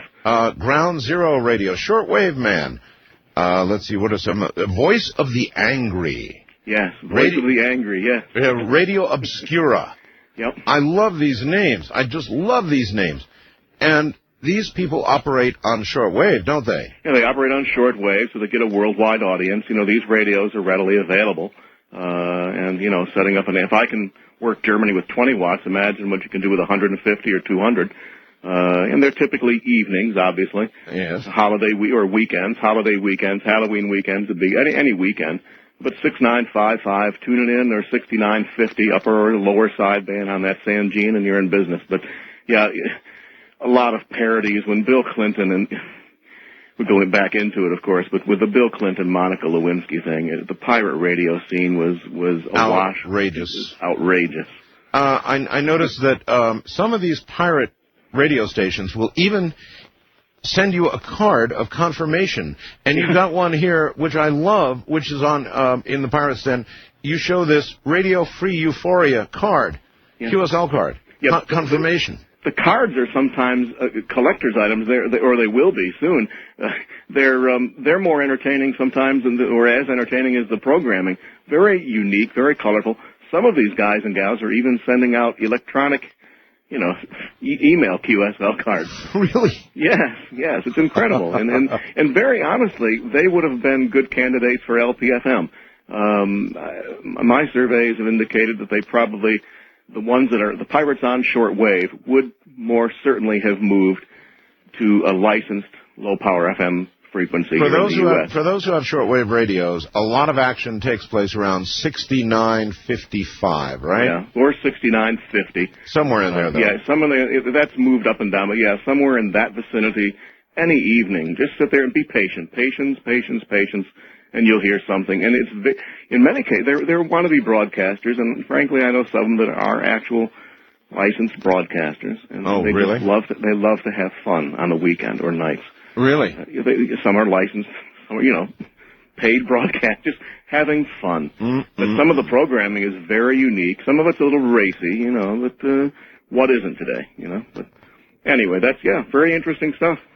Yep. And so you list every month what you've heard, or what your people have heard. I have readers. You have somebody that puts this column together, or how does it work? Yeah, Eddie puts it all together. Ed Teach puts it all together, and he compiles all of the reader loggings or reception, reports. And we need more, of course. But what it is, you've got a magazine with 10 bazillion circulation out there, and you've got 15 or 20 people that are regular, what we call reporters, sending in material. They think, well, it's like I'll write my congressman. Nobody, somebody else will do it, but that's not always the case. So we can use more, certainly. Now, more. Is the FCC as intent on busting these people as they are in other areas of radio? Are they actively chasing after these pirates? Yeah, maybe even more so because of the reach. Because you've got to remember, it doesn't just stay. FM signals are going to pretty much stay within a 50,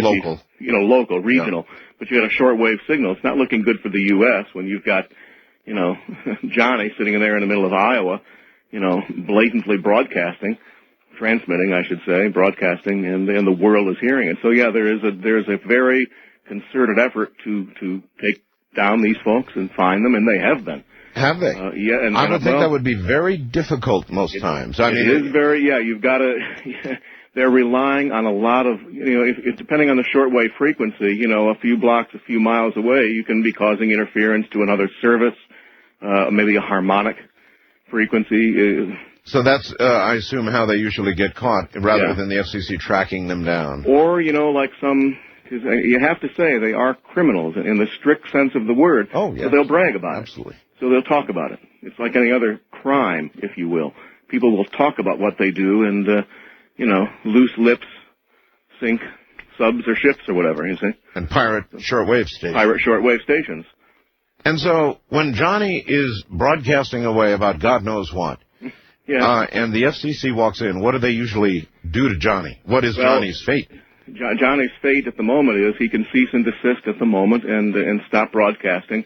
I don't think at the moment they're going to walk out with his equipment or, like years ago with a CB radio crusher truck out in the middle of the street, which would have been neat, still would be neat in some cases.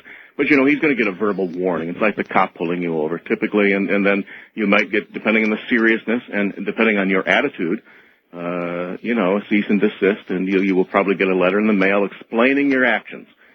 Like with the cop, you want to say, hey, I'm sorry, I'm on your road. Most of these Johnnies would say, hey, look, damn it, these are airwaves. These are my free airwaves. They don't belong to the government. They don't belong to anybody else. These are my airwaves. If I want to transmit trash about Bill Clinton or George W., I'm going to do it.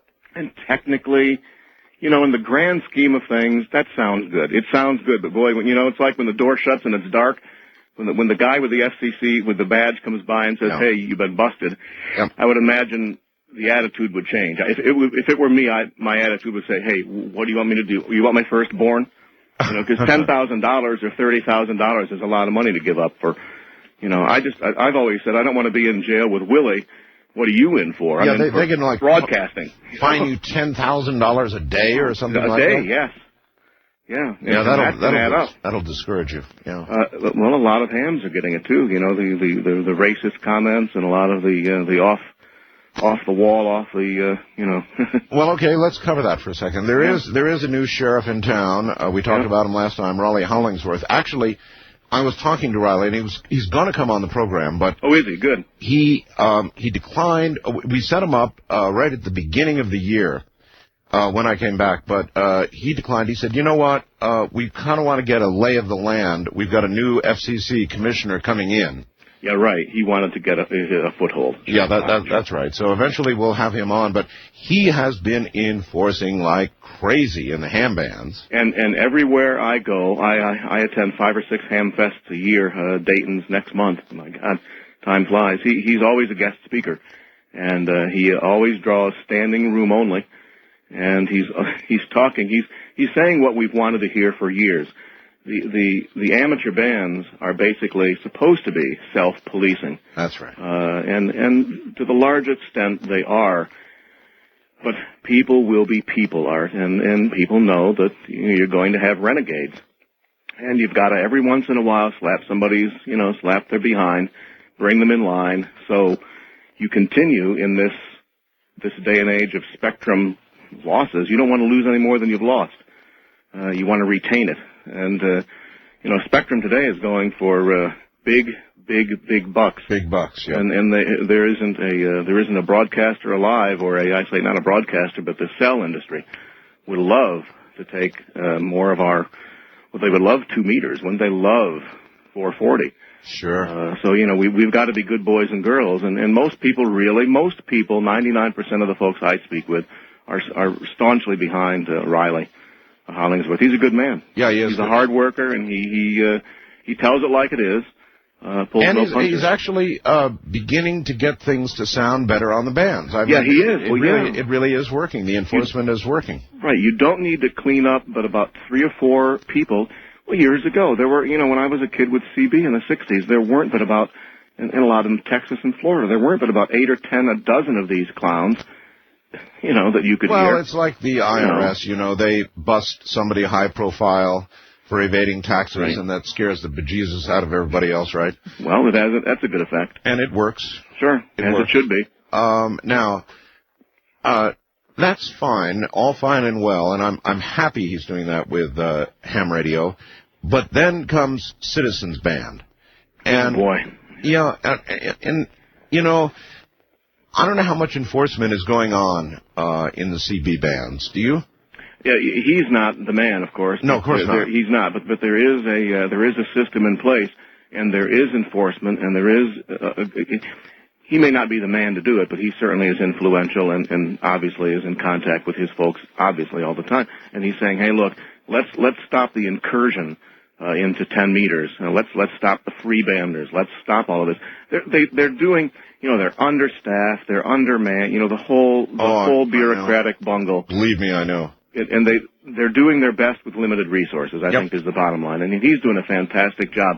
But cleaning up CB, there are so many it's like cleaning up the Garden State Parkway, okay? Or the LA whatever, right? There was a recent proposal considered, I guess, seriously, put forth by Alan Dixon. Mm-hmm. And originally CB was only intended, actually, if you go back to the early days, and I remember the early days, you had a base station, and you had X number of mobiles, and you could only talk to them. You couldn't talk to anybody else. Yeah, could you hear the Gestapo? Sure, exactly. Yeah, that was the rule, and it was strict.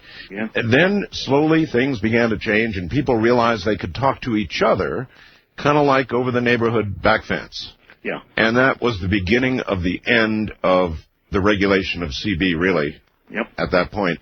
Then, years pass, and now they're considering it altogether something else. And people like Alan Dixon want CB to be sort of a no-rules ham radio.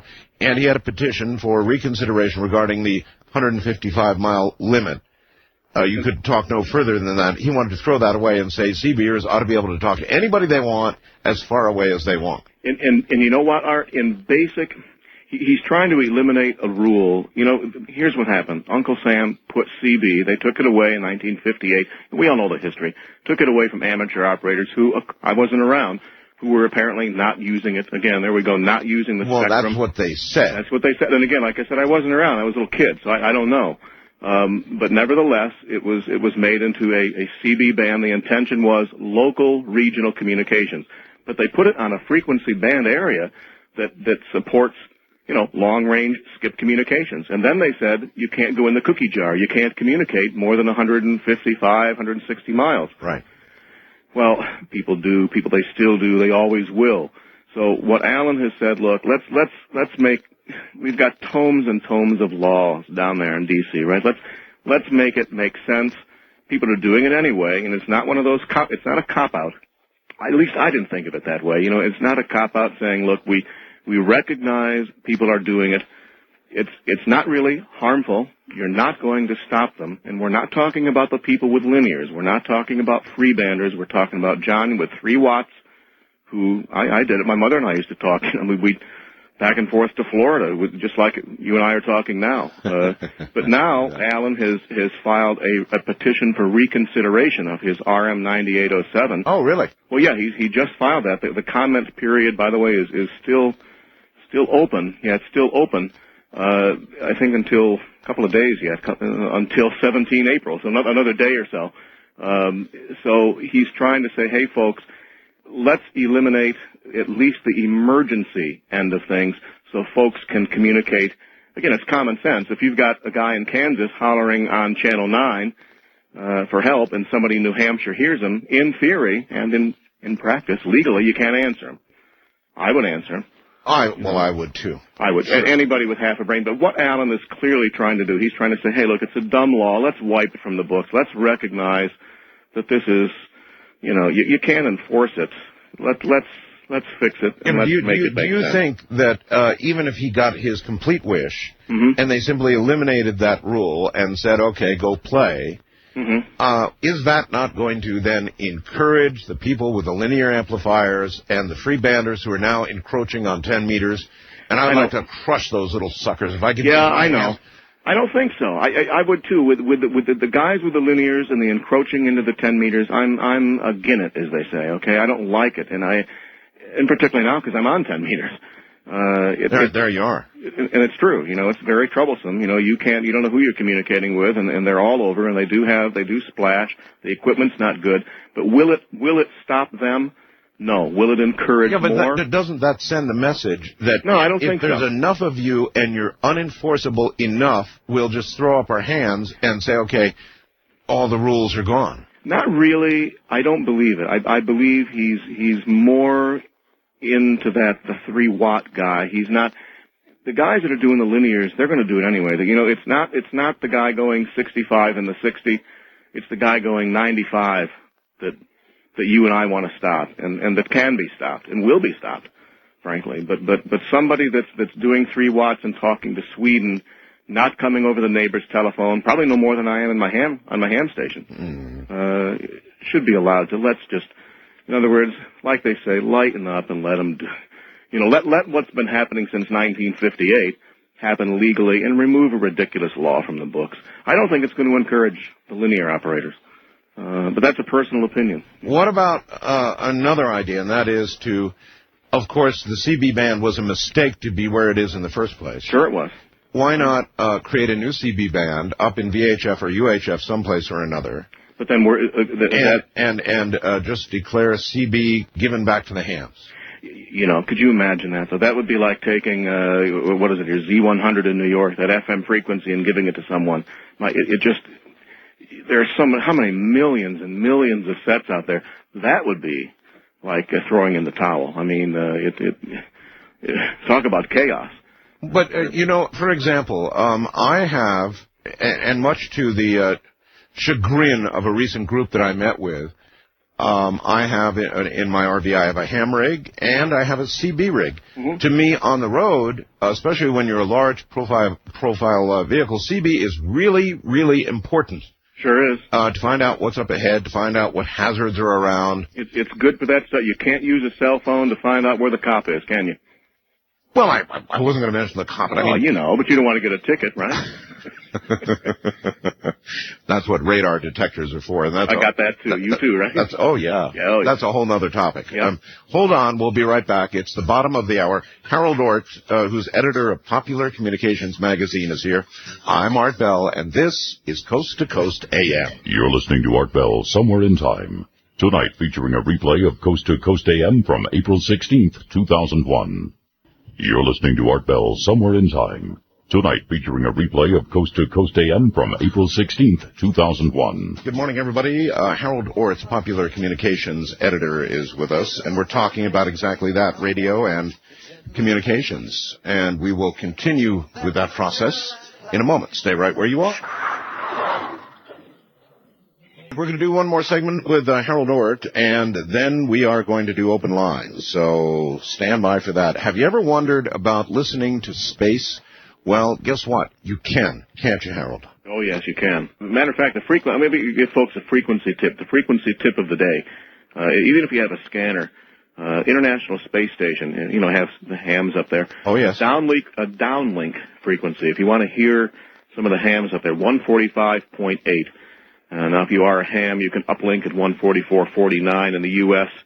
In Australia, 145.20 for Europe. And talk to them. But, if you sit there with your scanner and given the right time, and you can check this also on the famous Internet, with various software programs, when it will be overhead. And there's usually about an 10-minute window, 145.8 megahertz. But you can also listen to other aspects of space, can't you? And military. And military, yeah, you can, and it's easy. A lot of frequencies. I could, everything from Edwards Air Force Base to to all that high-flying X aircraft. And a lot of it's up in that military air band from, 225 to 400. Right. Very, very easy to hear. Just pick up a copy of the magazine and go for it. It's in there every month. Now, a lot of people in the audience obviously are neophytes in this area, and it's going to sound really intriguing to them, and they're going to say, I don't know what they're talking about on there. But how would you recommend that somebody who finds this intriguing, listening to pirates from around the world, listening to the space station, listening to military communications, maybe even listening to Area 51, whatever they've got in mind, how do they begin? Yeah, I'll say you can begin by, you don't have to run down to your Radio Shack store. You can do that and buy a scanner. But the guy behind the counter might just not know everything that he thinks he knows. I pick up a copy of the magazine and look at the advertisers. They've been around 100 million years. So Popular Communications is grounded enough. So somebody with a piqued interest but no knowledge as of yet. Yeah, it's beginner, intermediate to expert. So we try to give that balance every month, and we try to we don't regurgitate and repeat things, but I try to repeat key basic items every month or every other month. So if you've just picked it up on the newsstand, you can say, hey, I don't know what a scanner is. A scanner is a flatbed scanner. You scan a photo and send to grandma. And that's exactly what people think today. So I say a radio scanner. I hate the term police scanner. Take the average, say 12 or 13-year-old who's new to the world. His brain is just beginning to absorb things. Why should he and how can he become interested in radio instead of just going wherever he wants in the world on ye old internet? Or sitting there and mesmerizing him or herself, making additional friends, staying active with peers, with people. And I don't mean just ham radio. There are 8-year-old hams that you can speak with once you get licensed. You can listen to your local, maybe he wants to be a cop or a firefighter or a paramedic or a pilot. So you can pique their interest in that. Maybe he's learning or she is learning a foreign language. So you can sit there with a shortwave radio, and you can hear Japanese, Chinese, and on China Radio International, you can take Chinese lessons. So you can say, I'm not that's right. sorry. They do. They give Chinese lessons. You can do it. You can learn to say, I'm not sorry, and things. You can, but sorry. Sorry, I couldn't help it. That's all right. It's all right. So it's reaching out and being proactive and interacting with people instead of being mesmerized at a screen, and that's fine. The internet's a good learning tool. It's a wonderful thing. What I've noticed is this, Harold. Mm-hmm. Most hams are now extremely computer literate. The majority of them, I would say, are. Yeah. And even older. The problem is that the computer literate people are not getting into the electronic side of it. No, they're not, and that's a shame, And we've lost a lot of the build-it technology the years ago with the Heathkit building radios. But they'll sit there with their computer now in their ham shack or whatever, and they'll have the streaming audio on while they're talking to you. That's right. Which is annoying. But we're trying to get folks to realize that the internet is certainly by far not a passing fad. Most of my 88%, I think, of my readers have the computer in the shack and use it regularly. There you are. Yeah, 88%. So is your magazine going to increasingly take that into account? Yeah, we are. Every month we are. Yeah, we're more of a computer-controlled, and again, and we're changing the cover too. You change the package, not just for the sake of change, but for the sake of saying, hey, look, we've got a lot to offer, and for the 12-year-old and for the 90-year-old guy, there's a lot to offer in this magazine and with this hobby, whether it is the marriage of computers and radios. If you look at Joe Cooper's column in there, utility radio, we're talking about those oddball military frequencies, embassies, and aircraft and all that sort of thing. Even good embassies, stuff. Yes. Indeed. Yeah, good stuff. It gets a little bit highbrow. But, you interest the young fellow in there that's got the computer at the house. He wants to hear some interesting intrigue. You can always sell spies and intrigue, and that's there. You marry the computer with the radio, how to track the frequencies, how to do it. If they're already into the keyboard, they're going to love radio. We're using this as an extension of radio, not a not an enemy, if you will. Well, the spies are still using shortwave. I mean, you can go up and you can hear. I've heard these number counting stations. It's cheap. That's what I said earlier. That's what I call them. You can hear these young ladies reading 5, 7, 4, 3, pause, 6, 7, 9, 4. It's all spy stuff. It is. It is all messages to the agents in the field, and we notice too that the increase of messages like that they very much increase when there's a major world event. Incredible increase this past couple of weeks, and now that Israel has done this Syrian bombing that they just did today, you're going to notice more Israeli number stations. If all hell breaks out over there, which it may well, probably will, then the scanning is going to go nuts, or the shortwave is going to go nuts, isn't it? Sure, it'll go nuts. The internet, like I said, you're not going to have a laptop on your back dodging bullets, or we're not going to be sitting over here on the internet listening to radio, Tel Aviv and so on, and, Voice of Israel. But shortwave and those Sangeans you advertise, and whether it's a $200 radio or a $1,000 radio, you don't need. That's my message. You don't need to spend $10 million on a radio, $1,000 on a radio. You can get that radio you have there for $220, $250, $260. Any of that is a bargain. And if you actually want to get in a ham radio, you would be surprised. You can go to what are called ham fests, where hams get together, and you can buy a used transceiver that'll let you transmit as well as receive around the world for very little. You can get, I'll tell you what I did. I got a new, and this is, used, buyer beware, and many times from a reputable dealer, they come with guarantees, and that's fine. I like new, but $200, that's cheap in today's money. It certainly is. My little MFJ radio, I'm talking first contact in Germany, 12 to 20 watts. Beautiful. With a $3 wire antenna strung between the tree and the house. All right, let me ask you about something, and I'll just get your opinion on it. I don't know that anybody knows for sure, but it was a couple of weeks ago now, Harold, we had a mega flare. Yes. And I don't know whether you follow flares or not. I would imagine you probably do. Yeah, we do.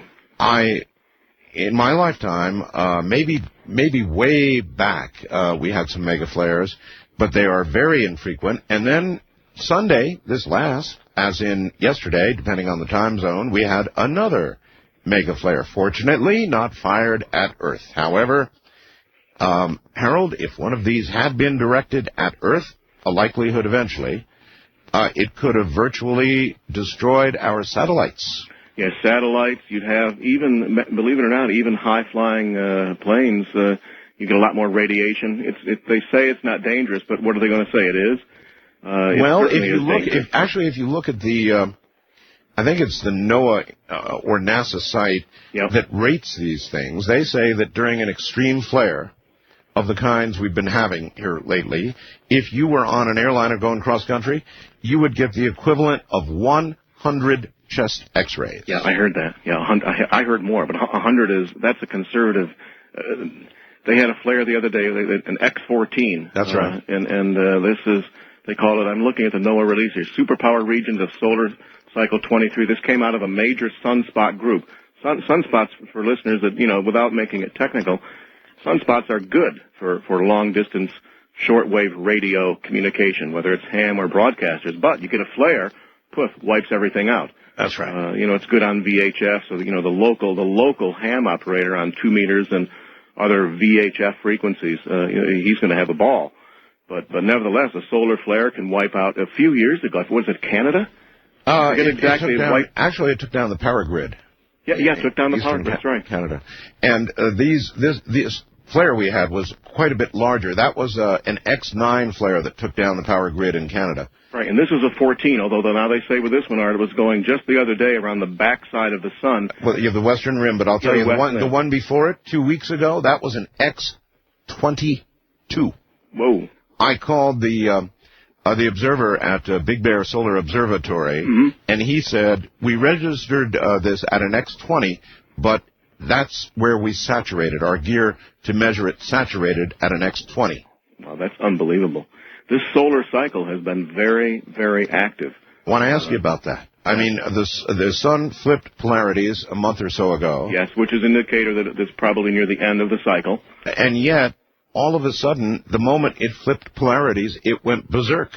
And scientists do not, we've been observing the sun since, the 1700s with records, still do not understand what makes these sunspot regions and what gives it all of this energy. And we know what the sun is, and the fusion, the fission, and all that sort of thing, but we don't know what does it. But it's been extremely active. HF, shortwave propagation, has been, with the sunspots, tremendous. Maybe that's why I talked to Germany.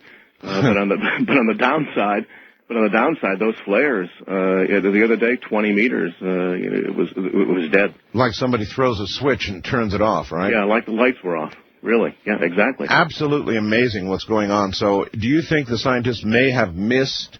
I mean, they've called the top and said that's it, and we're supposed to be in decline, but it's going exactly the opposite way. So have they goofed? Not really. I think it's easy to predict something when you know that it's an 11-year cycle to begin with. So, I mean, I could sit here, and I'm not a predictor or prognosticator. I can say, okay, Art, yeah, we've peaked out. That came, as a matter of fact, in February. They say it did. But we won't see much more heavy-duty activity beyond and that's all malarkey. The scientists have agreed to disagree. So then, basically, they don't know. They're not certain. Everything. One door shuts, another. You know what I'm saying. It's practice. Practice makes perfect, and they're trying their best. But believe me, what's happened lately with the sun and all these sunspots has baffled a lot of scientists, Noah included. Yes, they're baffled. They're talking about the flare that was this one 24 hours ago. This was possibly the largest ever observed, and the one you observed, the largest ever observed. Yes. Yeah, that's troubling because, of course, I tried to explain to the audience earlier that these sunspots that have now disappeared around the sun, it doesn't mean they're gone. Yeah, 28. in actually 21 days at the equator, they're going to come back around, and they're going to be pointed at Earth like a shotgun at your belly. Yeah, although they did say with this, and that's true, but they say with this X14, that's how they class them, obviously, but that one that probably will not come back much at all. Oh, probably, but who knows what's boiling up on the other side? On the other side, exactly. Well, that's what makes it an inexact science. It's, you're dealing with laws of nature and the universe that we're just beginning to grasp, and we've got a long way to go. Well, you certainly cover it all in your magazine, and as a matter of fact, even hams who operate on satellites. A lot of people don't know that, but hams are allowed to operate satellites, actually transmit up to satellites, right? Yes, sir. We cover that too. We have a ham column in there every month, and most of my readers, I would say most, 70-80% are hams with the antenna projects in there, and they're gleaning something from it that they don't always get from other publications on a basic level. I'm not QST, I'm not my other magazine, I'm not CQ. So we get into it a little bit on a lower level and make it, it's understandable by Johnny, and Susie. Yeah, you're more of a everyman for the common man publication, right? Yeah. We try to, as they said in the Army, keep it simple, stupid. And if you can do that, well, why talk with these 15-syllable vocabulary words that somebody has to look up? And as a matter of fact, you even do a lot of, for example, every now and then you'll have coverage of one of the nation's great radio stations, the beginnings of WLS or WABC or one of the big original stations and how they started, and it's really fascinating stuff. I think it is, and not because I do the magazine and I put it together. I'm the run the thing, but the writers, the columnists, and the readers, they really do it. But we cover A to Z radio, and we try to profile a major station and some of the not so major stations that were instrumental in broadcasting's early days that are still going strong. What station was it here in Delaware? WILM had a recent DX test. We featured the station, did a profile. Actually, that was kind of cool. Somehow this station in Delaware, I guess, wanted to see how far they could be heard. Yeah. A regular commercial AM station. And so somehow they talked the other stations on the frequency into going off for a little while on one night, or what happened? Yeah, they did, and they were heard, all up and down the East Coast, and we're I think, if I'm not mistaken, and I don't have it in front of me, that WILM is in a graveyard. I don't know if I have that one handy, but I think it's in a graveyard frequency area, which means, not much coverage. I think it is. I'm not certain about that. Not much coverage at night or day. It's more, 50, 60 miles. That's it. But yeah, they got a couple of stations to go off the air, and my God, heard all over the place. I'll tell you a little secret. And I never did it, so I guess I'm okay. But I used to work for a 50,000-watt radio station in Las Vegas. In fact, I'm on there right now, KDWN. We've come back to them. And they run 50,000 watts on 720. And they protect WGN in Chicago, which is on 720 also. Yep.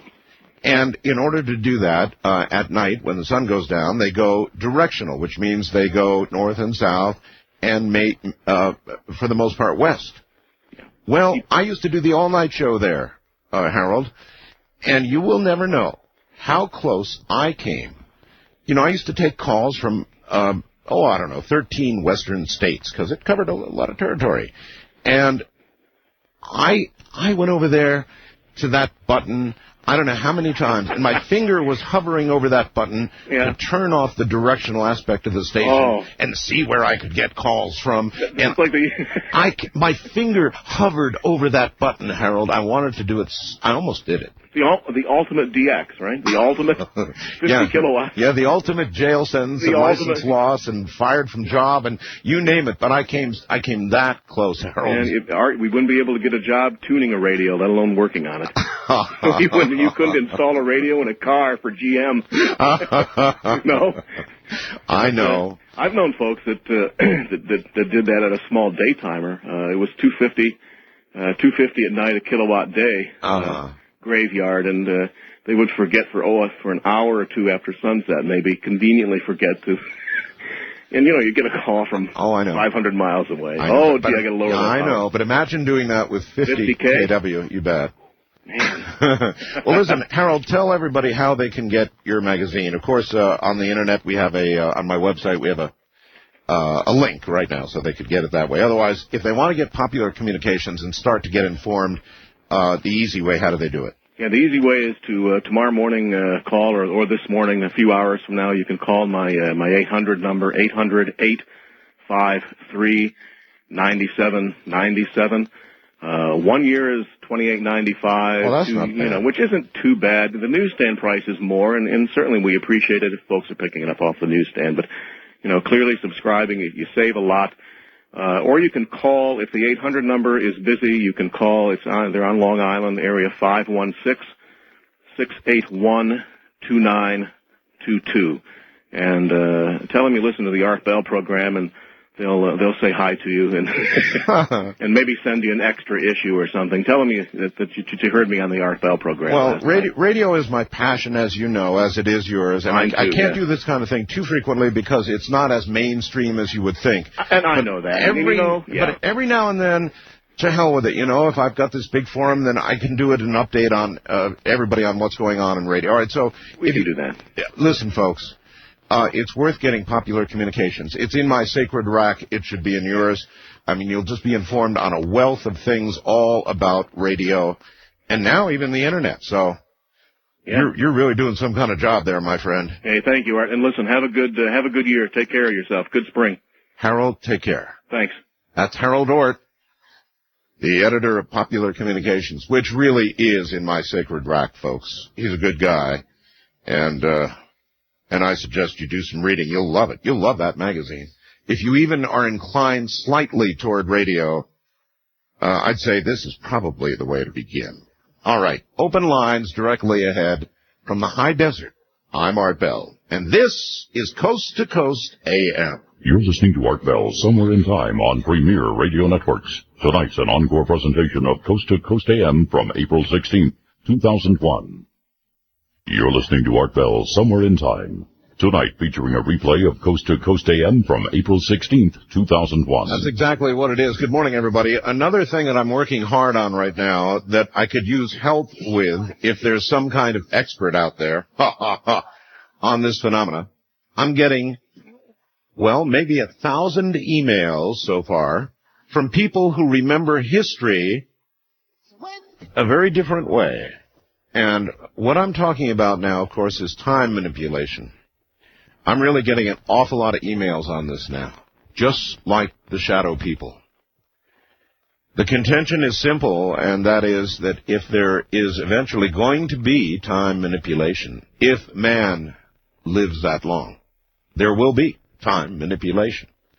and it will be possible to go back in time and manipulate events.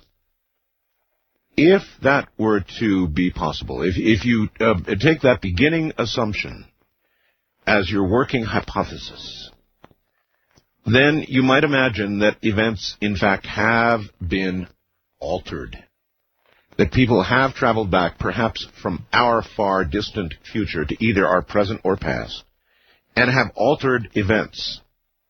And so I'm getting an awful lot of people writing me emails saying, Art, you know, I remember that it happened this way, not the way it really has happened.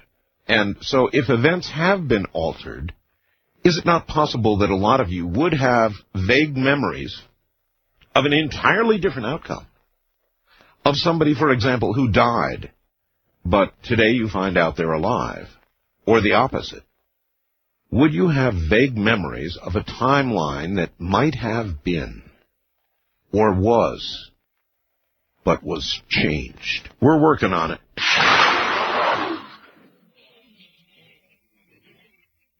I've got a fast blast message here from Alexander in Akron, Ohio, and he says, Art, a United Kingdom paper, The Guardian, is reporting that Mount Popo has erupted, that it erupted Monday afternoon. Really? Really? Then why do we have to read about it from a United Kingdom paper, pray tell? This drives me absolutely batty. Popo's just down south, right? And we have to get it from the UK. If it's true, has Popo erupted? West of the Rockies, you're on the air. Hello. Good evening, Art. Good evening. This is Lee outside Seattle. Yes, sir. I'm not where I can get on the net, but I found your guest of the first hour quite interesting. Unfortunately, I didn't get his name. Well, as a matter of fact, we're going to have him back very shortly, and I'm reaching to get his name right now. But, his name was David Wilcock. Well, he had some very interesting theories about these disturbing solar flares. Yes. You know, you can't help but think that these must be having some effect on our weather systems. I mean, well, it is kind of interesting. You know, the scientists don't know what to make of this, right? Well, they haven't figured it out yet, but I mean, it's been speculated for years by even many mainstream scientists that it couples into the Earth's, weather systems. Hey, did you ever hear Father Malachi Martin? I don't remember what he said on this subject exactly. Well, you might want to listen this coming Saturday, because we're going to replay. Here's a big announcement, which I'm going to have to repeat tomorrow night earlier, but we are going to replay the first incredible interview with Father Malachi Martin. It's this coming Saturday. And so a lot of people are going to get a chance to hear an incredible thing this coming Saturday. He said that at some point, from the Catholic point of view, from the biblical point of view, there are going to be 3 days of darkness. Yeah, I think I remember hearing him talk about that to some respect. I didn't know that was tied in with solar flares exactly. Well, no, but it might be. In other words, our sun is presently acting in a way it ought not be. That's right, and we'll think about this a minute. It's 2001 now. Put another 11-year solar cycle on there, you get 2012, don't you? Now, I don't know what to think about these end of the world predictions. Yeah, me either. But what would you do? What would you do if you woke up in the morning? Time for breakfast, whatever. Obviously, you're a night person. You wouldn't be here right now. Mm-hmm. And you woke up in the morning and you looked outside, and the sun wasn't up. Well, if this gentleman you had on before was talking about this could cause a magnetic pole shift, who knows what we would see? But, how would you react if you woke up, looked outside, it was pitch dark, you check your clock, it's 11 o'clock in the morning, and it's pitch black? What would you do? Well, I'd be diving for my basement or my survival supplies real quick, because it wouldn't take me long to figure out something was very abnormal. Yeah, abnormal indeed. Abnormal. Your comment about Dick Cheney I also found fascinating. Well, it's incredible. This gentleman, he used to be the defense secretary. That's right. He obviously probably had this briefing before, but like you said, to answer in that fashion, that is unbelievable. Extremely unbelievable. And you don't, it's not hard to read between those lines at all. I think Cheney's basically an honest guy, and I think they caught him by surprise, and I think we got, we got an honest answer. Maybe a glimmer of truth behind that curtain. That's right. All right. Right. Thank you very much. Yes, for those who hadn't heard it, Vice President Dick Cheney was taken aback the other day by the first question posed by a caller, God bless Talk Radio, to Diane Rems, is it? REHMS, National Radio Show. I've never heard her. Anyway, the caller asked whether the administration has a policy on UFOs. Raising an eyebrow. Now, that must be an in-studio report because you wouldn't hear it on the radio. Raising an eyebrow, Cheney, no doubt, made the caller's day by replying that if he had attended such a meeting, it would be classified, and therefore he'd be unable to discuss it. Oh, isn't that an odd answer? That's a really odd answer. Think about it. First-time caller line, you're on the air. Hi. Good morning, Art. Good morning. Yes, this is Lloyd calling from Winnipeg, Manitoba. Yes, sir. Yeah, I've got a predicament of sorts that happened to me in 1993, and you being a radio meister of sorts, maybe you're the person that might be able to answer it for me. Okay, right. Usually in the evenings I listen to CBC Radio 990 AM. Yes. From 11 till 1 or so. They have various types of music and plays and stuff, eh? Right. And then the station goes off air at 1 a.m. Right. So, okay. Is this a AM station or FM? AM station. AM, all right. Yes. And from where I'm living, the radio station is maybe about 5 long blocks. So anyway, I end up falling asleep before the program's over. The radio ends up remaining on. Right. About 2, 3 in the morning, there's noise coming from the radio that wakes me up. Now, the station is off air. It's dialed in really, pretty tight, nice and clear and everything like that. So there's no overlapping of any sort. And I hear this very strange sound.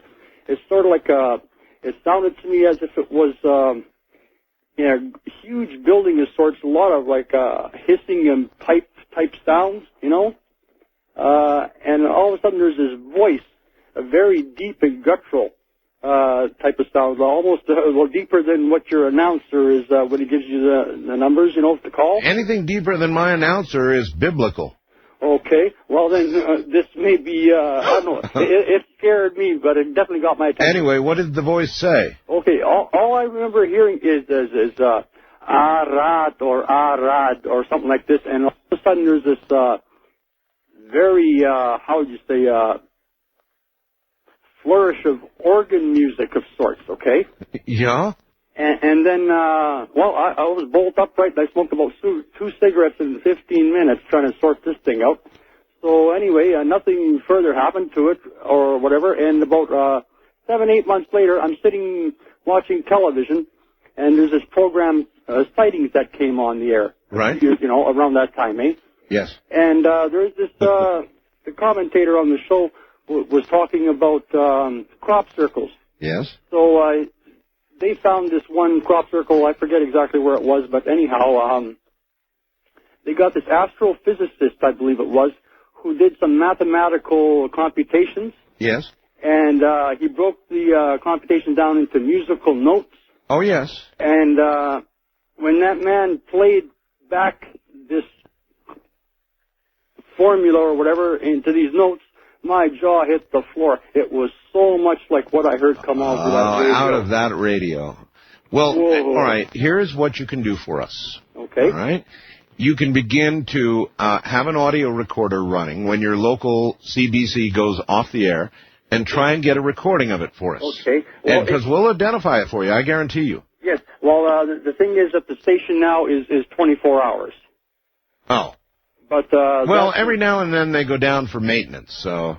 Yeah, okay. But, I mean, is anything like that, any normal sort of explanation for that or anything? Or? Well, the only normal explanation there might be for that would be that when your station went off the air, another station broadcasting on that frequency, perhaps thousands of miles away, would be received. However, it sounds as though you believe you received a different kind of message altogether. So in order for me to tell the difference, I would have to hear it, which means you have to record it. Wildcard line, you're on the air. Hi. Hi, this is Gary in Rapid City, South Dakota. Hey there. How you doing? Fine.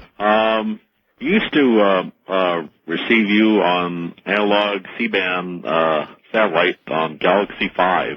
Oh, yes, transponder 18, I believe, right? Yeah, on the 18. Yeah, the Nashville network used to put you up on. Yes. Uplink you and. Yes, I'm so glad that you have brought this up, and that feed, of course, has gone away. Right, it's gone. Now, let me inform you what we're doing. Okay, listen very carefully. We are trying everything within our power right now to get our own C-band out in the open transponder, so you can just listen to it. We're analog. The whole idea is so that you people with satellite dishes who are out in the middle of nowhere can receive the signal. Here's the problem. No AM feed. No, I understand. Here's the problem, sir. Most of these have converted to digital, and there are so few analog channels available that we're having a devil of a time. I mean, we're ready to pay for a channel, and if somebody out there knows where we can get an analog channel, where we can rent an analog channel on C-band, we want to do it, not because we're going to make any money on it, just because we want for you to be able to hear the show that way. And we know there are many of you out there who listen that way. So if anybody out there knows of an analog channel, we're searching desperately, and when we get one, sir, we'll be up there, and I'll tell you all about it. On your webpage. My webpage, here on the air. We'll put it everywhere we can. All right. All right? Thank you. You bet. Thank you. Yeah, we're searching desperately, so, and we get close, but then somehow we keep losing it. So we're willing to pay for it. We're searching. So if you know of an analog satellite signal available for our 24-hour use, I mean, there's all kinds of fun we can have with it. I'm contemplating all kinds of things, like, for example, I could talk to you all at times other than when the show is on, because we would have, we'd have use of this subcarrier 24 hours a day, so we could have a blast with it, and it's something that we're really trying to get done. And if any of you out there knows where we can get it, let's get it on. East of the Rockies, you're on the air. Hi. Hello? East of the Rockies, sir. That's you, yes. How's it going, Art? This is Glenn calling from Harlingen, Texas. Yes, sir. More Peter Davenport, please. There are going to be some pretty interesting developments with regard to Peter Davenport very soon. Well, I'd like to relate a couple of sightings to you and your audience, if I could. Fire away.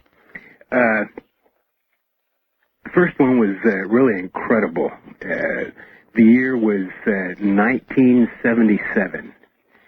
And okay, then we're going to hold it to one. Usually we don't take older ones.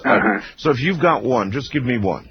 Well, actually, just two. Then give me the best one. Give me the best one. The first one. Was that the best one? Oh, it was incredible. By the way, did you see the? Oh, there goes my portable phone beeping.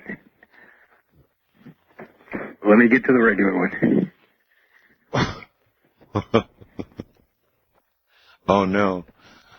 In other words, it's saying my battery's dead. My battery's dead. Hurry, hurry, hurry! I got it. All right. So anyway, tell us about your first one in '77. Okay, but first, did you see the Discovery Channel's UFO over Illinois? I saw quite a bit of it. Yes. I just thought you may have been interested in that, since it was very similar to your sighting. Yep. Yes. Well, I know all about it. Anyway, what did you see? Well, it was really interesting. I was 14 at the time. I was in the back of a ranchero, and right on the edge of town. It was just dusk. It wasn't even dark. Right. And there was a whole town to see this if they would have looked up, but probably only half a dozen people saw it. It was the size of a small house. It was shaped in what way? Well, here's what was really interesting. I mean, it was a machine. It wasn't a flying saucer. It had antennae. It had apparati. It had lights. Had angles. And it was the size of a small house or a small trailer. How was it shaped? Was it square, oblong, Round? What? Well, from what I could tell, it, let's say, Yes. not really rectangular, but with slanted sides. Okay. Probably about 40 feet long or so. It was an incredible. If people would have just looked up, they would have saw it, but they were too busy. Well, you know, all right, I've said this a million times, and I'll say it to you. Once you've, of course, seen something like that man saw, you'll never be the same, number one. Number two, most people don't see these things because they're not looking up. It's actually no more complicated than that. Think about yourself. Now, you may be a little bit different, and you may, because you listen to this program, keep your eye on the sky a little bit. But most people, honestly, take it from me, never look up. They're so busy with the work of the day and the humdrum stuff that's going on during the day and getting to where they're going and watching the car in front of them, which, by the way, they ought to be, that they never look up. And so probably 97% of UFOs go unseen just because people can't look up. In modern America, they're busy. If you're in your car, unless there's a gigantic nuclear-like flash that causes you to, suddenly look up or around, you're going to miss it. Simple as that. You're going to miss it. About 97% go unseen. Wildcard line, you're on the air. Hello. Art, this is Jim from California. Hi, Jim. Art, I was thinking about this false history business. Yes. Back in my memory about some of the school textbooks. Yes. Had written some of these types of, like with Mandela dying in prison, was written in some of the textbooks. I've heard that. The kids. I've heard that. So why wouldn't they think that? But it goes so much farther than Mandela. I agree with that, too. You just have no idea what the faxes I'm getting. But it makes it an interesting thought, though. Well, do you think it's within the realm of possibility? After all, one day we probably will invent time travel unless we're blown off the face of the earth, right? Oh, I'm afraid I don't think we got the time. So if you were a betting man, you'd be betting... Against it. Because you're betting against us. Well, basically. No, right? I'm just... Yeah, but you are, though. You're saying we'll never make it. Yeah, but I'd hate to say that I have that kind of power. I'd be betting with somebody else, not... But you're saying mankind will never get to live long enough to have that much technological development. That is what you're saying. Yeah, that's true. That's true. Well, I hope you're wrong. I do, too. But right. I don't think I am. You don't think so? No. All right. How long do you think we've got to go? Oh, maybe 3 years. 5. 3 to 5 years? Yep. That's it? Yep. I think we're going to wipe ourselves out. All right. Well, cheerio. Thank you for that cheery little 3 to 5 years. Hey, we got a lot of life to live. We better get started. 3 to 5 years. That's not much. You're listening to Art Bell, Somewhere in Time. Tonight featuring a replay of Coast to Coast AM from April 16th, 2001.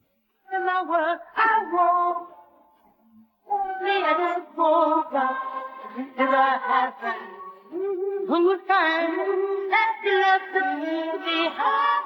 Can you fly in don't care. So you gotta beware of what happens. One day you love, one day you love, we turn around.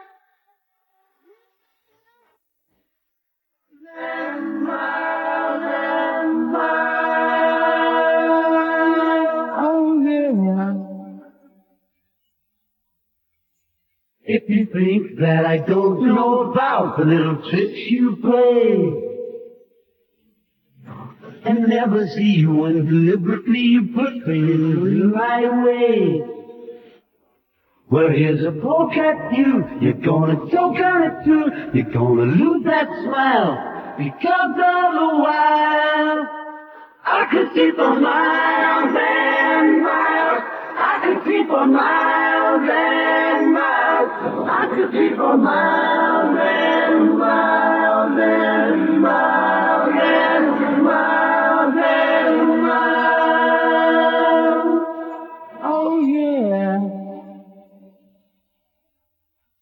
You took advantage of my foot, you and I were far away.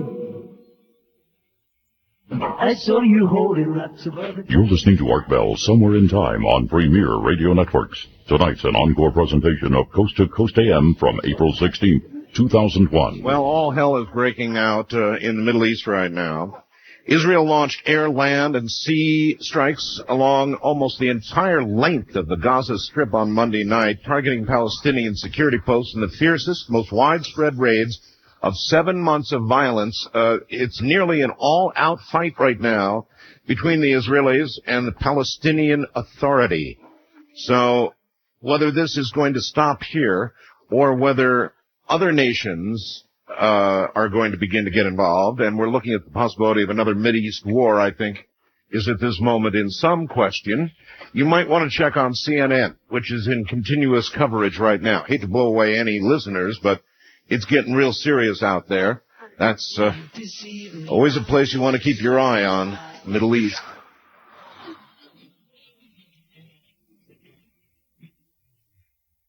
Read this into the danger mix going on over there right now. Before the Israeli assault, security sources in Beirut said that of the 35,000 Syrian troops based in Lebanon, they've been put on high alert after the Israeli plane raid, which killed 3 Syrian soldiers and destroyed the radar station in East Lebanon's Bekaa Valley. Damascus and its Lebanese guerrilla ally Hezbollah pondered their response to the surprise Israeli attack amid mounting Lebanese opposition to an aggressive military strategy against Israel. The U.S. and UN, of course, urged restraint on all parties, but you're going to want to watch this very carefully because this could be the beginning of some sort of horrible conflict in the Middle East. Gee, maybe the guy who called a little while ago was right. That's where they say it's all going to begin to end, right? Huh. West of the Rockies, you're on the air. Hello. Oh, hi, Art. This is Anthony in Fairbanks. How's Fairbanks, Alaska? Oh, it's pretty good. Pretty good. Been getting some nice, warm, spring-like weather now. All right. Anyway, I've got a couple of things I wanted to say. I don't know anything about ham radio, but I was thinking if you wanted to get more people interested in it, is it possible to build a radio that's just simply a ham receiver without a transmitter as a sort of beginner set for people? Of course. I was thinking like the next generation of CC radio or something. Well, look, there are shortwave radios you can just plain go out and buy. But, for example, in Popular Communications, I really like this magazine. They have projects to build receivers. Oh. Ground up, to actually build it yourself with your own 2 little hands. Oh, that sounds interesting. Fun is what it is, actually. Fun. Okay, and my other thing, a lot of your guests seems to be saying that the veil between worlds or even dimensions is breaking down and more things are becoming visible. That's right. Okay, I'm sure, given the opportunity, if these things become really commonplace, you're going to want to interview some of them eventually. And to keep things straight, I was thinking you could add two more phone lines in, a north of the Rockies and a south of the Rockies, so you'll know what you're talking to. Oh, come on. I got so many phone lines now, I don't know what to do with them all.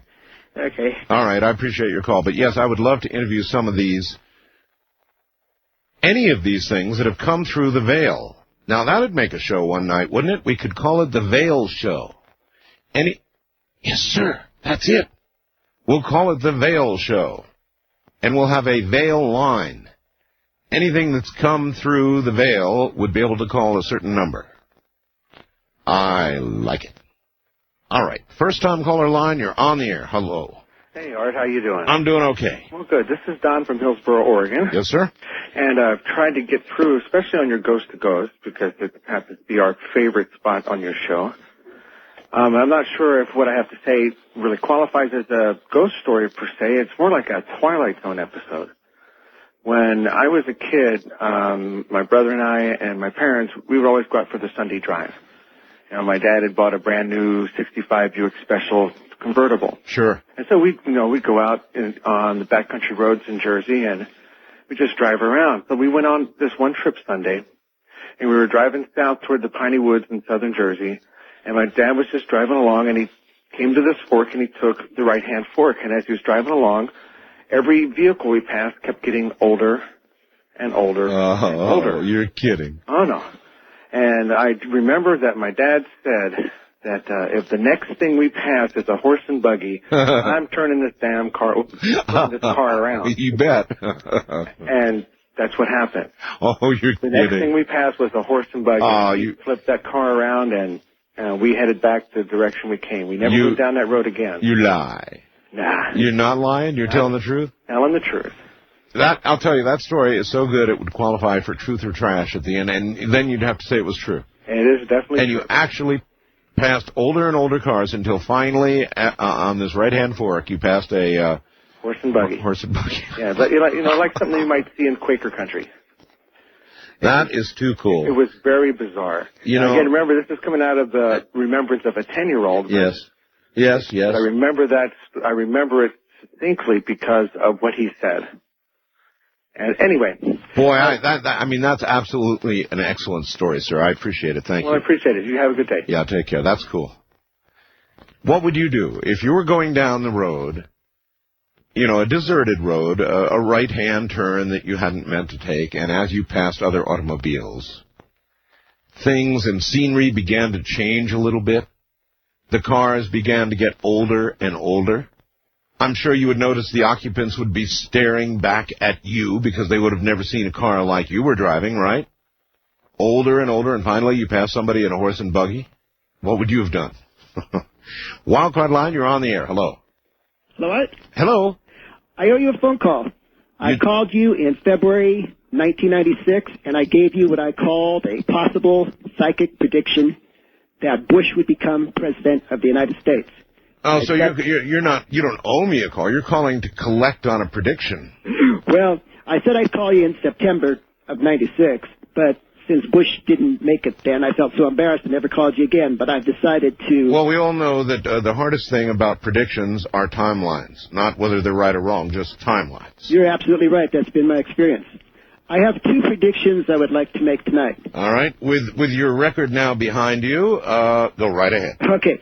Firstly, Patrick Kennedy of Rhode Island, Congressman of Rhode Island, I give a 40 to 45% chance of eventually either becoming president of the United States or nearly becoming president of the United States. Wow, that's a long shot. All right, that's a good one. And secondly, I'm reluctant to give this, but due to the serious nature of events, I predict with a 40 to 45% chance of either hitting it or nearly hitting it, that there will be a nuclear attack in the Middle East within the next year, and one or two nukes will explode. All right. Thanks a lot for that one, especially with the news as we've got it right now. I'll say this to you. I think there's two things that we all know. One, the Israelis have nuclear weapons. No question about it. Buried in the desert, you know they've got them. It's kind of common knowledge. Two, if the nation of Israel is threatened, its existence threatened in a conflict, they will, without hesitation, use nuclear weapons. So that prediction, I don't think, is so far out. That's what they're for. If they think they're threatened with extinction, I guarantee you, I absolutely guarantee you, they will use nuclear weapons. Now ask yourself, do you think their present leader would be so disposed if he felt his back was up against the wall? Again, I hear a chorus of yeses. So you might want to watch the activity going on in the Middle East very closely right now. East of the Rockies, you're on the air.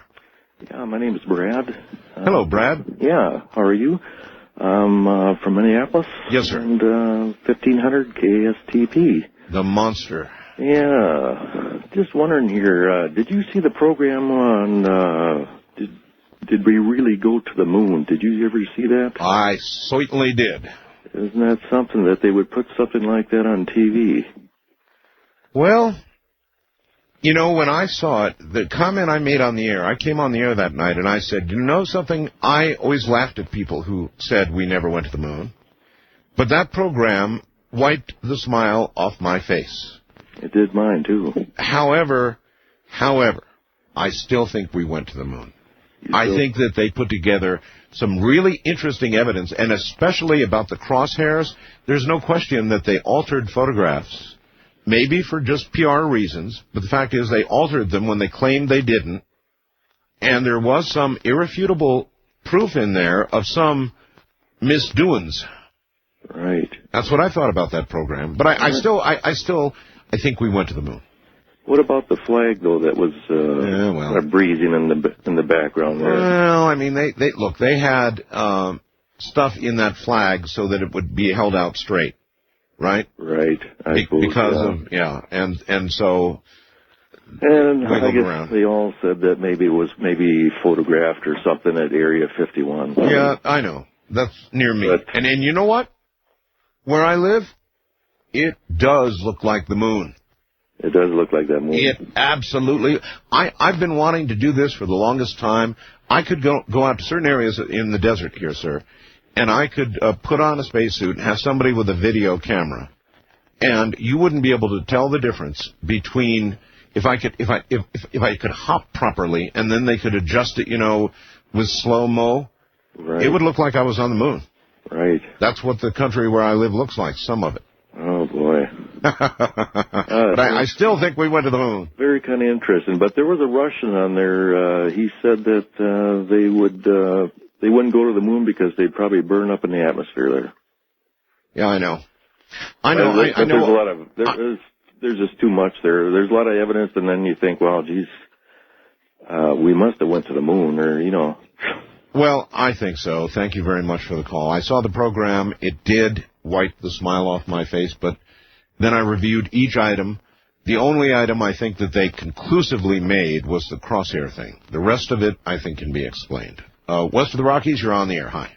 Hello, Art. This is Tawasi. Tawasi. I'm calling from Morrison, Colorado. Okay. And I'm listening to KOA 630. Hey, we're not on KOA. I believe you are now. We're on KHOW. You're on KOA, my friend. No. Is KHOW 630? Well, I don't know. I'd have to look really hard at a list here. I'm sure it's KHOW, though. That's our affiliate in Denver. Oh. KOA is, they may all be sort of in the same family, but... Right, I may be doing some long-distance listening as well. I was calling because I was wondering whatever happened with the Ewoks and Frodo sitting up in those trees. I heard a program on the radio today about... You mean the tree sitters? Yeah, I heard a program about George W. and how he's aggravating all of the ecologists, and I started thinking about those tree sitters. I haven't done an update. I wonder if there still are people sitting in trees. I did one show where I interviewed Julia Butterfly, I think it was. You did? Wow. Yes, and I would love to do another show with somebody sitting in a tree and see how they're making out. Well, I think the group up there is Red Cloud Thunder. Well, if they want to give me a call and supply me with some phone numbers for people in trees who have been there for a long time. Was that Julia that I interviewed? Maybe not. I interviewed actually 2 or 3 different, and maybe people were asking me to interview Julia, or I did. I don't know. See, it's like somebody time shifted that one. First time caller line, you're on the air. Hi. Good morning, Art Bell. How are you? I'm all right, sir. Where are you on a cell phone? I'm on a cell phone in Georgia, almost the Alabama line on Interstate 85. All right. Well, welcome to the program. And I've been trying to call you for quite a while. I sent you about 20 emails about a website that you should go see. It's a very interesting type of power that we could get off of oil. What kind of power is that? It's electromagnetic. Electromagnetic power from oil? No, from a small battery. If you will go to the website, look it over, and if you'll check your emails, I sent you about 20 the last couple days to go to this website. Yeah, I've seen it. I've seen it. It is not necessary to send me 20 emails. One will do. Well, okay. All right. So I've already seen the website, and I know what you're talking about. Thank you. And that was an example of one of the cell phones that should go in a giant pile. Now, I know you were in a truck, and it was your only option, and that's what I forgive. Otherwise, all of those things should go in a giant pile and be ignited. I would laugh. I would be the one throwing the match. Now, having said that, I use cell phones. But I use analog cell phones, not digital. Well, I have a digital cell phone, but I don't like it. And so I use analog. So see what a hypocrite I am? I hate them. But when you're out, they're the only thing that will do, huh? East of the Rockies, you're on the air. Hello. Yes, sir. Hi, is this Art Bill? Yes, it is. Good to talk to you, Art. Where are you? I'm calling out of Nashville on WTN. And on a cell phone, too, again, huh? Yes, sir, I am. Hope you can hear me well. Well, I hear you fairly well. You go right ahead. Yes, sir. I'm a truck driver also, and the other day, it was middle of the day, probably around noon, and I was driving down a back road, well, kind of a highway, just not with a lot of traffic or anything, but just kind of staring out at the road in front of me, and I kind of see a clear object come over across the front of my truck. Oh. And all of a sudden, I see it just kind of explode, kind of, and I get a mist on my windshield, and I started thinking that it must have been one of your rods that your friend talked about. Oh, you think you saw an exploding rod? Yes, sir. Did you scrape any of the rod juice off? No, sir, I didn't. Well, it was weird because by the time I realized what I was seeing, it had already hit my windshield and was pretty much drying up. Oh. But, well, what you're going to try to do is stop your truck as quick as you can and get it in like a bottle or a plastic baggie that you can seal or something. Yeah. I'll try that. Yeah, but it was weird. I heard you talking earlier tonight about how, you take some of these things with a grain of salt until you see them, and then... And then, that's right. And then you have an attitude adjustment. Yes, sir. All right, I appreciate the call. Try and get us some rod juice. West of the Rockies, you're on the air. Hello. Hello. Hi. How are you? Oh, I'm okay. You do. You sound better tonight. I'm glad to hear that. Better than what? Better than you did when you signed off Friday. Oh. Well, it was a long week last week. Yes, it really was. You try doing 5 nights a week, and you'll see. I knew where you were. Probably for me it would be more like 10. At least that's the way it would feel. I just had one quick comment about the gentleman who suggested a different type of line that you might use. You have your Antichrist line. I wonder if you'd considered putting on a Christ line. I think that would be interesting also. And I just... well, the only problem is... Yes, I know the only problem is verification.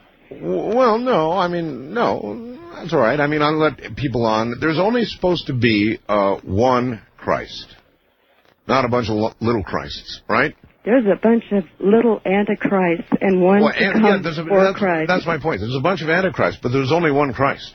That's the truth, and we're going to see him soon, and I'm afraid the gentleman that predicted 3 to 5 years is correct. You think he was right? I, too, have had timeline experience changes. Most recent was the smiley face.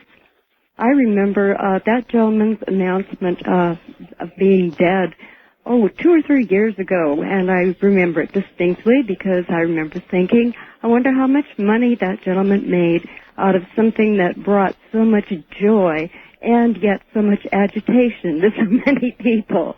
Well, what do you mean? Are you saying that the smiley face was a long time ago, really? Or no, the death of the gentleman that created the death of the guy who made the smiley face. Yes, sir. I see. And when do you think he died? Oh, good 2 to 3 years ago. And when in fact did he die? I don't even know the fellow. End of last week, I believe. Might have been Friday. Might have been Thursday. Really? Oh, yes. That's sad news. I also remember Mandela dying and not being out of prison. Yeah, I know. I'm getting so many emails and faxes about the Makes you wonder what this is all leading up to, doesn't it? Well, maybe at some point somebody will really goof and will just blink out. I don't think we'll blink out into anything bad. I think we'll blink out into something really good. Well, I hope you're right. Believe me, I do. From the high desert, I'm Art Bell. Ta-ta.